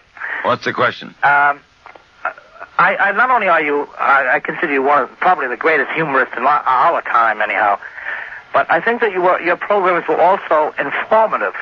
Many of the programs were serious, and I think you were saying things that people wanted to hear, with like suspicions confirmed. And I was often wondering why you were not on TV here in the New York City area on Channel 13. We had you out on Channel 21 on Long Island. That Shepherd's Pie program, I could not pick that up. Why that was not here on 13? Well, Channel 13, that's a political thing. They were having problems with see, that originated in the New Jersey public television system. And I don't know why 13 didn't carry it. Thank you. New Jersey has no commercial television. No, that's right. Los Angeles with Gene Shepherd. Hello. Hi. Hi. Do I get equal time? I was supposed to be on after the commercial. All right, go ahead.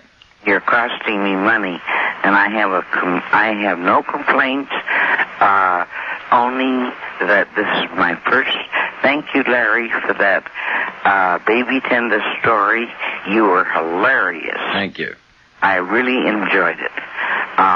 Gene, I'm one of the truth is stranger than fictions. I don't like disabled. I don't like the word handicapped, but so we'll say I'm a partial shut-in. And my phone is my one luxury, and then I do part-time telephone soliciting to pay for it. So that this is my first time. I must confess my ignorance. This is the first time I've ever heard of you, and I laughed right out loud during the X-Lax story. Thank you. Stayed up way past my bedtime. They serve breakfast at 7:30 at this board and care home, and I've stayed up way past my bedtime, and in order to find out if they took the box. Well, you told that while I was listening. So I got the end of that. Now I'd like to know, I have a blind friend. I met her through Braille, friendly visitors. I'm a friendly visitor. Well, what's the question?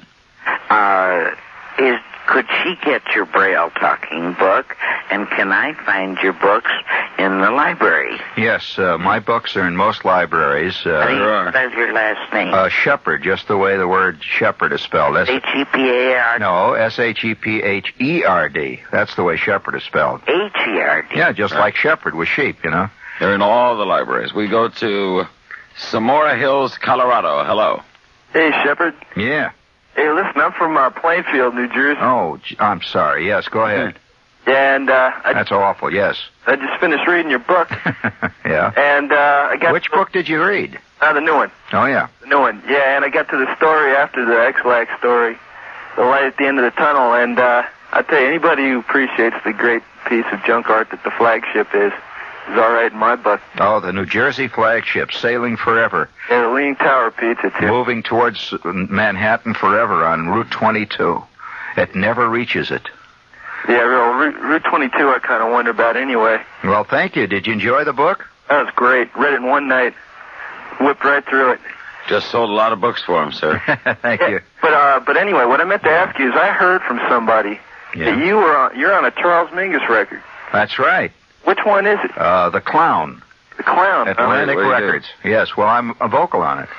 Oh, really? What do you do? A reading or? Well, you'd have to pick it up. It's a very curious record. It's kind of a. It's hard to find. It's a very hard to find record, and it's a collector's item. It's called The Clown. Oh yeah. I forget. One more thing. And Charlie was an old friend of mine, by the way. Yeah, really? Yeah, because I've heard all sorts of different things from him from different people. Because I know a couple of jazz musicians. Well, they know about me. I'm sure. Yeah, no, not you. What's the question? Well, I don't know. I've talked to other people about him. I just what Gene knows about Charlie Mingus. You want me to tell you what I know about him? Well, that's a long story, and we don't have time for that. Great town. Philadelphia with Gene Shepard. Hello. How do you do, gentlemen? I'm calling from the University of Pennsylvania. Hi. And I want to tell Mr. Shepard that I've enjoyed his stories a lot. I just want to know, was there ever a Daphne Bigelow or a Josephine Kausnowski? And if so, what are they doing now? Well, there was never any specific.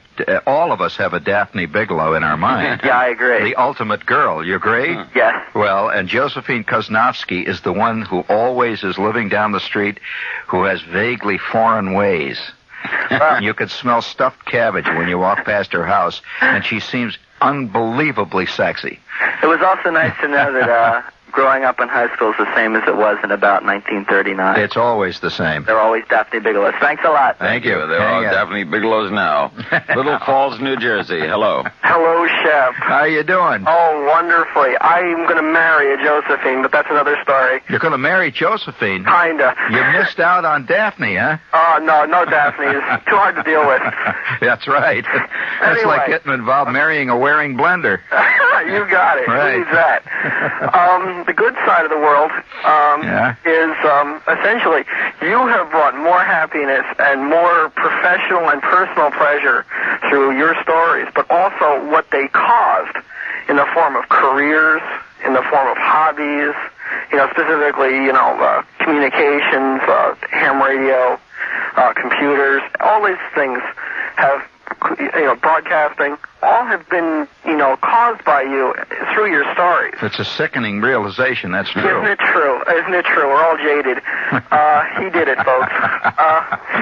The other thing is, do you remember 2 years ago at the Dayton Amateur Radio Convention? I do indeed. I performed at the final dinner there. You remember the four crazy guys who jumped up on the podium? Yes, I do. Well, Were you one of those guys? I was the one who led it. Flick lives and all. Are you the one I hit in the mouth? No, you were the one who calmed the guy who was chairman of the convention while we chatted. Sure, okay. They What's your were call, really by the way? By that. I got flack from that. I got nasty letters Excuse from me, Ohio. what is your call? WB2CAM. Good. What bands do you work? Oh, everything from 80 up to about 1296. All right, I'm on 15 meters. You can hear me at about 21,350 most weekday afternoons. Oh, well, I work. I'm not like some people. Oh, cut work one day. Man, it's worth it. Linden, New Jersey. Hello. Hello, Larry. Thank you for having Gene Shepard on. This is great. My pleasure. And it is great, isn't it? It's kind of like old home week, isn't it? Oh, listen, Gene, I'm one of the kids. I'm 22 now, and I grew up listening to you. I've listened to you on the radio ever since. I grew up doing a darn show. Go ahead. Well, I live just about a stone's throw away from Route 22. And the previous caller mentioned our great flagship. What a terrible admission to make. Oh, come on. Night after night, the rumble of trucks and the crash of thundering cars rolling over the little pollution. The leaning tower of pizza. Oh, come on. It's a great place. And Pat Boone Hamburger Heaven down the street. I know 22. I have your book, A Fistful of Fig Newtons, and it's an absolutely great book, but I keep wondering. Yeah? A lot of it is about New Jersey, and I keep wondering how do people in Wyoming react to that? Don't you understand that every man has a New Jersey in his mind, just like every man traditionally has a picture of hell in his head. So if I were to wake up a guy in say, Boise, Idaho at 2 in the morning and say, New Jersey, he'd say, oh, yeah, I see it now. So Jersey is the universal state in America. Thank you. Long Island, New York with Gene Shepard. Hello. Yeah. Yes, sir. I used to listen to you. Another one used to listen to you on WOR a long time ago. My questions are, if you ever plan on doing any radio work again in the New York area? No. To answer that question right away, no. How about if you're going to be coming up to any of the schools on the island, Post or... No, the next school I'll be playing will be Princeton. Will be June 6th. When next will you be playing Carnegie Hall or around there? Well, I don't think I'll be playing Carnegie Hall. You know, Carnegie Hall has gotten so incredibly expensive that they priced themselves right out of what the do they market. charge for a night? Well, at the time we did the show, what was it, Lee? Can you? She's going to write it down. All wives of radio performers are mute. If you're curious, this is the girl that produced the show. She is now writing down the figure, and not knowing radio, she's causing dead air. Yeah, why aren't you talking? Well, she's not going to say. Yeah, all right, here, say something. Again, I want to know. Hold on, here it is. This is Mrs. Shepard. No, the last show that we produced there, the house sold out. Absolutely, they turned people away. It cost then, this is 5-6 years ago, about $28,000 to produce. Okay, well, you got to really check it out. And you've got to kill them on the ticket prices. And with Gene's audience, there's lots of kids now. I can't use Carnegie Hall anymore. In other words, it's gotten to the point now. If you're going to play Carnegie Hall and make a reasonable, even break even. I mean, that included the advertising and all, but still, wow. You have to charge in the vicinity of $20 a ticket. And you can't. It's got to be Sinatra. And you have to sell out. Well, it's just not worth it. Okay. Thank you, Mrs. Shepard, for appearing with us. Who do we have now? We are going to pause for news headlines. A word from your local stations. We have a half hour to go with one of America's great wits, fantastic storyteller, brilliant writer. The new book is Fistful of Fig Newtons. And a filmmaker as well. The film, The Great American 4th of July and Other Disasters, will appear March 16th on the American Playhouse on PBS. Tomorrow night, Jody Powell will be our guest. Our new stations this week are WGBS in Miami, KOTA Rapid City, South Dakota. By the way, for you baseball fans, Earl Weaver will be with us the night of Monday, April 5th, opening night of the baseball season. And that same week, the former Vice President of the United States, Walter Mondale, will also be aboard. We'll be back with our remaining half hour with Gene Shepard, and we'll get to as many calls as we can in that half hour. This is the Larry King Show in Washington, D.C., and this is the Mutual Broadcasting System, your network for news and sports.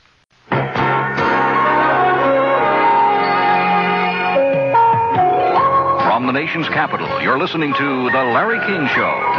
Portions of this program are repeated in the Pacific Time Zone. Once again, Network Radio's #1 interviewer, Larry King. Our guest, and we've had a great hour and a half of phone calls for him following an hour interview, is Gene Shepard. His new book is Fistful of Fig Newtons with Gene Shepard, Tabor City, North Carolina. Hello. Yes, Mr. Shepard. Yeah. I'm just got into radio, and I really like to do characters, but I can't think of that many. Now, how do you... Are you sure you're in the right business? Well, I'm trying. I'm just getting started. How do you go... You said your characters were fictional. Yeah. How do you go about coming up with these characters? Sheer talent. Just come... No way talent can explain talent. I could not say to you, well, I did it. I'll tell you what I do. I bought this chart that comes by mail from Fargo. And the Henny Youngman joke book, you need that. Of course, yes. And 1,000 laughs from the Captain... letters, tips on public speaking. 1,000 laughs from Captain Billy's whiz bang. I can't miss that. The Red Rider gun, just had that. Exactly, they're all good. Sort of a blanket. And I want to suggest one thing every morning, deep knee bends. Deep knee bend? That'll help, yep. All those things. Now you got 9 tips from a master, sir. A lot of Wheaties, and take Castoria every night. Oh, no. And mail in all box tops. Babies cry for it. Thank you. We go to New York City with Gene Shepard. Hello. Hello, Shep. I'm here. Excelsior, you fathead. Seltzer bottle, you slob. Go ahead. Oh, by the way, that's a code word between us. It's the Mystic Knights of the Sea, we call our group. Go ahead. One of our favorites. Listen, I've got a question and a presentation. By the way, who was in the Mystic Knights of the Sea? There's a piece of trivia for you. It wasn't Dr. No, it wasn't. Go ahead. What's your question? Well, first of all, I'm from Flemington, New Jersey. Oh, sure. I know that town. Awful, yes. Yeah, and raised there and listening to your show. Route 31 goes right through it. Sure do. What's the question, sir? And it goes to Clinton, too. What's the question, sir? That's the way I'd like you to repeat the date you're going to be playing in Clinton. I will be playing in Princeton June 6th. And in Clinton? Clinton. August 14th. August 14th. Wait, I'm getting the real answer here now. She's writing it down. It is July 17th. July 17th. July 17th at Clinton. And Shep, I'd like to present to you from all your host of listeners a brass Fig McGee with bronze Oakley's palm. I am for your service and hilarity. A genuine brass Fig McGee. Thank you. Honored. Thank you so much. By the way, that's from my show that I used to present brass Fig McGees to people. Atlanta, Georgia. Hello. Hello, Shep. Yeah. Hi. Listen, I listened to you on WOR when I was growing up in high school in New York, and I researched your theme song, and I believe it was called a Bonfry Gallop. Well, that was one... By E. Strauss. I sort of... Yes, what's your question? Okay, the question is, getting back to what you were talking about earlier in the show about storytelling. Yeah. I'm a lyricist, and a lyricist is a storyteller. Yeah, sort of. Have you ever made a contribution to a song, a pop tune? Yes. If you watch my my film this week, you will hear a song I wrote. Oh, really? What's the name? It's the Ballad of Ludlow Kissel. I'm serious. It's 1 week from tonight. 1 week from tonight, you listen to it, and you'll discover why Barry Manilow tonight is not sleeping well. The Ballad of Ludlow Kissel. Do you have your kazoo? No, I don't have. It's back in the hotel. In the hotel. I wish I brought it with me. I usually carry it with me in case of emergency. Bayside, New York. Hello. Hey, Shep. Yeah. Excelsior, you fathead. Salsa bottle. How you doing? I have two quick statements and a question. Go. Fire it. You once said that cars would be graded according to their performance. Did I say that? Yes, and be able to go on specific highways. Oh, yes, I did say that, yeah. Yeah, that's right, I remember that. I'm waiting for it to happen. It will. Also, could you possibly do one show a week on radio to get the addicts together? Well, I think Mutual ought to call Gene Shepard and put them together with a package. If something came along really just right, I would be delighted to do it, but that I don't see that in the future. Orange, New Jersey. Hello. Yeah, hello, Shep and Larry. Yeah. Hi. How you doing? I want to thank you guys for the best birthday present a guy could get, hearing Gene on the radio. Well, it's been fun, hasn't it? The time has gone so fast. I'm sick and, I'm bugged that it's almost over. It makes me feel good because Gene has really had a good time. Really. It's been great. Now, do you have a question? Yeah, Gene, can you refresh my memory on two stories you told a long time ago about Zudok? Yes. I think he was a buddy of your old dad there. Yeah. And can you tell me which of your friends, was it Schwartz or Flick or Bruner, who got his tongue stuck to the telephone pole? It was Flick. Flick. He did it at the instigation of Schwartz and actually myself. Uh-huh. You see, he said one day, he says, the temperature was 20 below zero, as it always is in Indiana, most of the year. And he said, did you hear about that story they were saying the other day, if you put your tongue on a metal fence post, it will stick to it? And Schwartz says, that's dumb. He says, that's absolutely not true. And he says, but I heard it was. And Schwartz says, well, try it. I'll show you how stupid you are. You believe anything. So Flick goes over, puts his tongue on the metal fence pole, and 2.5 hours later, the fire department came and hosed him down with hot water and got him out of that predicament. And Flick has never been the same since. Turned to drink. Can you tell me, where are you going to be in Clinton, New Jersey? I'm going to be at the museum in Clinton. Of course, where am I going to be? Clinton's 1.5 blocks long, you dummy. Where am I going to be in Clinton? Ask the gas station. Houston, Texas. Hello. Yeah. How you guys doing? Fine. Oh, great. Oh, I just want to tell you, it was great hearing you tonight. You got me through my NYU days. Now it seems to help us here in Texas, too. Yeah. Well, what can we say today? Do you have any questions? Not really. I did, and they just went away. Well, you just wanted to call and say hello. Manchester, New Hampshire for Gene Shepard. Hello. Hello, Shep. Yeah. It's WA1MYQ. Ah. You guys had the hearing of the hams tonight here from the sounds of it. Oh, all kinds of hams calling in, yeah. Yes. I think I talked with you one time on the way up to a campground in Maine about... Right. So. On the dairy repeater. On the dairy repeater, right. And... I was going to QSL, but apparently your address is not the same with the call book anymore. No, I'm operating under false colors. False colors, huh? Yeah. Well, what can we ask? What can we say tonight? You have a question? Yes. Apparently you made a big hit at the Dayton Ham Festival there with you, and you must speak at other ham fests as well. I'd like to know where I could get some recordings of some of the times you've spoken at ham radio gatherings. They are not available, as far as I know. Only from the hams themselves, huh? Yeah, just guys recording at their tables. That's it, you know. I did get a very weak recording from someone, but I didn't know about what you might have some out there. Typical ham doesn't know how to work a tape recorder. We'll see you. All right, we'll be back with more of Gene Shepard following these messages. From the nation's capital, you're listening to The Larry King Show. Once again, here's Larry. With the one and only Gene Shepard, the book is A Fistful of Fig Newtons, and the television film is The Great American 4th of July, 1 week from tonight, on the American Playhouse on PBS.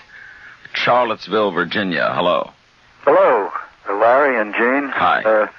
Gene, I'm one of the kids that grew up with you. I'm 65. Oh, yeah? Don't kid me, you did. First straight out the Red Garter in Greenwich Village. No, I was never there. I was down the street. They were down the street. They were a block away from us. I wanted to ask you, Gene, if you remember the night you entertained the Nassau Surgical Society on Long Island. Oh, that was great. That was a fantastic evening. The doctors. The buzzer went off? Sure. I remember that very well. I do a lot of shows, Larry, for special groups. And I entertained this group of doctors, a very special audience, and did some humor that... tailored to them. Oh, it was great. We had a great time. But what can I say? Well, we made you an honorary member, Gene. I was wondering how your surgery was coming along, and... yes, I'll tell you, I'm beginning to specialize now in knees. Cartilage work I'm doing. In fact, he scratched out the word honorary and did 3 operations. They did. They gave me a diploma making me an honorary surgeon. Minneapolis for Gene Shepard. Hello. Hi, Gene. Good to talk to you. Good to hear you. Yet another kid who grew up with you. Yeah. Got them all over America, Gene. Oh, yeah. You caught me by surprise tonight. I turned on the radio to hear Larry, and here's Gene Shepard telling a story. I thought you were back on the air. You really fooled me. Well, I got a question for you. Yeah. What are you going to be doing after this film that's on PBS? I think you're the great undiscovered talent in America, and anything you touch will probably turn to gold. What's coming up? Well, I've got another film after this one. I'm already starting work on it. I'm starting work on another book. You see, this new book has just been out, and I'm meeting with my publisher this week, and we're laying out the plans for my next one. And I also am entertaining an offer from PBS to renew my television series called Gene Shepard's America. I remember it. So I'm hard at work. Yeah. You remember the show you did at Town Hall back about sure. 58 or so? Do I remember it? Yeah. Oh, I saw that show. That was a great night, wasn't it? Oh, that was wild. I was about 13. And you remember we played the kazoo? Oh, sure. The entire audience played the kazoo. I still have that. They went crazy. Do you still have it? I still have it. Well, we passed out kazoos, and the point of this was, you see. Now, let me tell you that was a bit of humor here, Larry. I said, we all have a secret desire to say we played at Town Hall. And I said, and as they came in, each got a kazoo, and we all played in unison the Sheik of Araby. It wasn't quite in use. Yeah, 2,000 people. I says, now forever, you can always say, I played at Town Hall, and you did. Thank you very much. With Gene Shepard, Sacramento, California. See, what you do is sit in the corner and look sad, say, oh, God, my Town Hall days are long since past, but yes, go ahead. Sacramento, hello. Gene. Yes. Yes, okay, well, I don't know of any higher compliment to pay a man than to say that I plagiarized you at least a couple times during college. I used to read Car and Driver magazine when you were a columnist there. Oh, yeah, 6 years I wrote for him. Yeah, I especially liked your column on the Lionel train and the owner's manual thing. I don't know if you remember. That was a funny bit. I remember that, yeah. That's funny. I did a whole column on owner's manuals you get with things. Yeah, yes. How they hint at disaster. They say, in case of extreme trouble, inflate left rear, and you can just see yourself in a driving rainstorm reading the damn book. Yeah, go ahead. Especially the thing about the replacing the seatbelts in a 240Z. Yeah, it's just a case of sudden impact. The seatbelts could be replaced. My God, I can see you going through the roof. By your beneficiaries. As for my question, you still keep in contact with Brock Yates? No, we were never friends, really. I mean, I knew Brock, but there's no, he was in the magazine. It's always thought in people's mind that all the people in a magazine are all friends. Back to well, I knew he did an article once about. He was talking about. I'm an old veteran of the Cannonball Rally. Yeah. And he did an article once about the movies that came out about the Gumball Rally and another one they did. Yeah, but what's your question about Brock? Yeah. Well, anyway, he did the articles about essentially how absurd it was to do the movies on the rally. And then he turns around and does a movie on the rally. Okay, that's typical Hollywood story. Raleigh, North Carolina. Hello. Oh, I was just wanted to say that I've listened to you since I was about 10. Yeah. And I used to live in New Jersey. Doesn't she sound great? She sounds about 12 now. Yeah, go ahead. I didn't know radio existed until I first heard you. That was the first time I ever started listening to radio. And I was wondering if you were going to be in the Raleigh area. Raleigh's a great little town. I played Meredith College there once. Mm-hmm. And I don't think I'll be in the Raleigh area. However, if you watch my movie, this... plan on it. It's going to be the 16th. 1 week from tonight. Yeah, March 16th on PBS. It's Public Broadcasting Television. Yeah, well, I watch them a lot. Well, you'll see the opening scenes were shot near Raleigh. Thank you very much. Miami, Florida. Hello. Oh, hi, Larry and Jean. Hi. I just thought you might like to hear from the other end of the world. Oh, yeah. Despite the fact that I did not grow up listening to you because I'm 47 and been in Miami all these years, I do want you to know that you're the reason my husband made me sleep on the couch every Saturday night. Great Scott. Because we had your syndicated program Saturday night, which is really Sunday morning. Yeah, I remember that show. On WKAT. That's WKAT right, and broadcasted all night long. That the poor soul woke up all the time. And I thought you'd just get a kick out of knowing that.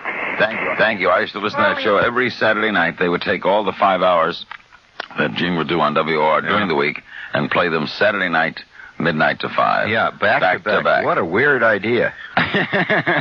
We'll be back. Well, you got to hear that trumpet call to the post 5 times a night. 10 times a night. I played at the close, too. Yeah. We'll be back with our remaining moments with Gene Shepard following this message. From the nation's capital, you're listening to The Larry King Show. Once again, here's Larry. Our remaining moments with Gene Shepard, Cherry Hill, New Jersey. Hello. Good evening, Larry. Hi. Shep, I wrote you when I was a child about the guy in my backyard who erected birdhouses with carpeting and toilets. I'll tell you, tonight on the Jupiter Effect night, to hear your voice again is really soothing. That's right. If the world ends tomorrow, the last person you may have heard was Gene Shepard. And I must ask Shepard for an opinion on that. We'll get in a couple more calls, but we do have the Jupiter Effect. It is but hours away. All these planets are going to be lined up against the sun. What's going to happen? The Earth is going to come to an end, of course. I mean, you have no doubt about that. It's all over. And what are you going to do the last few hours?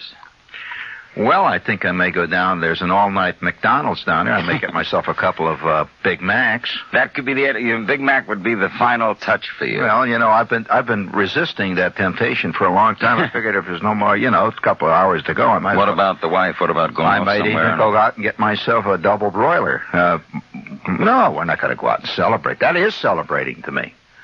Double broiler. I've had Big Mac attacks regularly. Okay, Gene says it is ending. New York City, hello. Hello? You can take that as that's official. You heard it on the radio. That's right. Yeah, go ahead. Go ahead. I have a 4-line verse I just wrote for Gene and then a question. Go ahead. Shoot. Even those who heard him for the first time used to say it was hard to get off the hook. Hence, I predict that people will flock to buy Shepard's new book. Well, gee, I hope you're right. Thank you. The flock and Shepard. Okay. Here's the question. I had lunch with Frederick Ewing the other day. Frederick Roland Ewing. Yeah. The eminent British historian, of course. And he commented, what a wonderful country and western singer you are, even though your voice often sounds like a man. And he wanted to know whether you'll be doing any concerts in the New York City area where I might be able to see. Did you talk to his wife Marjorie, that eminent horsewoman from the North Country?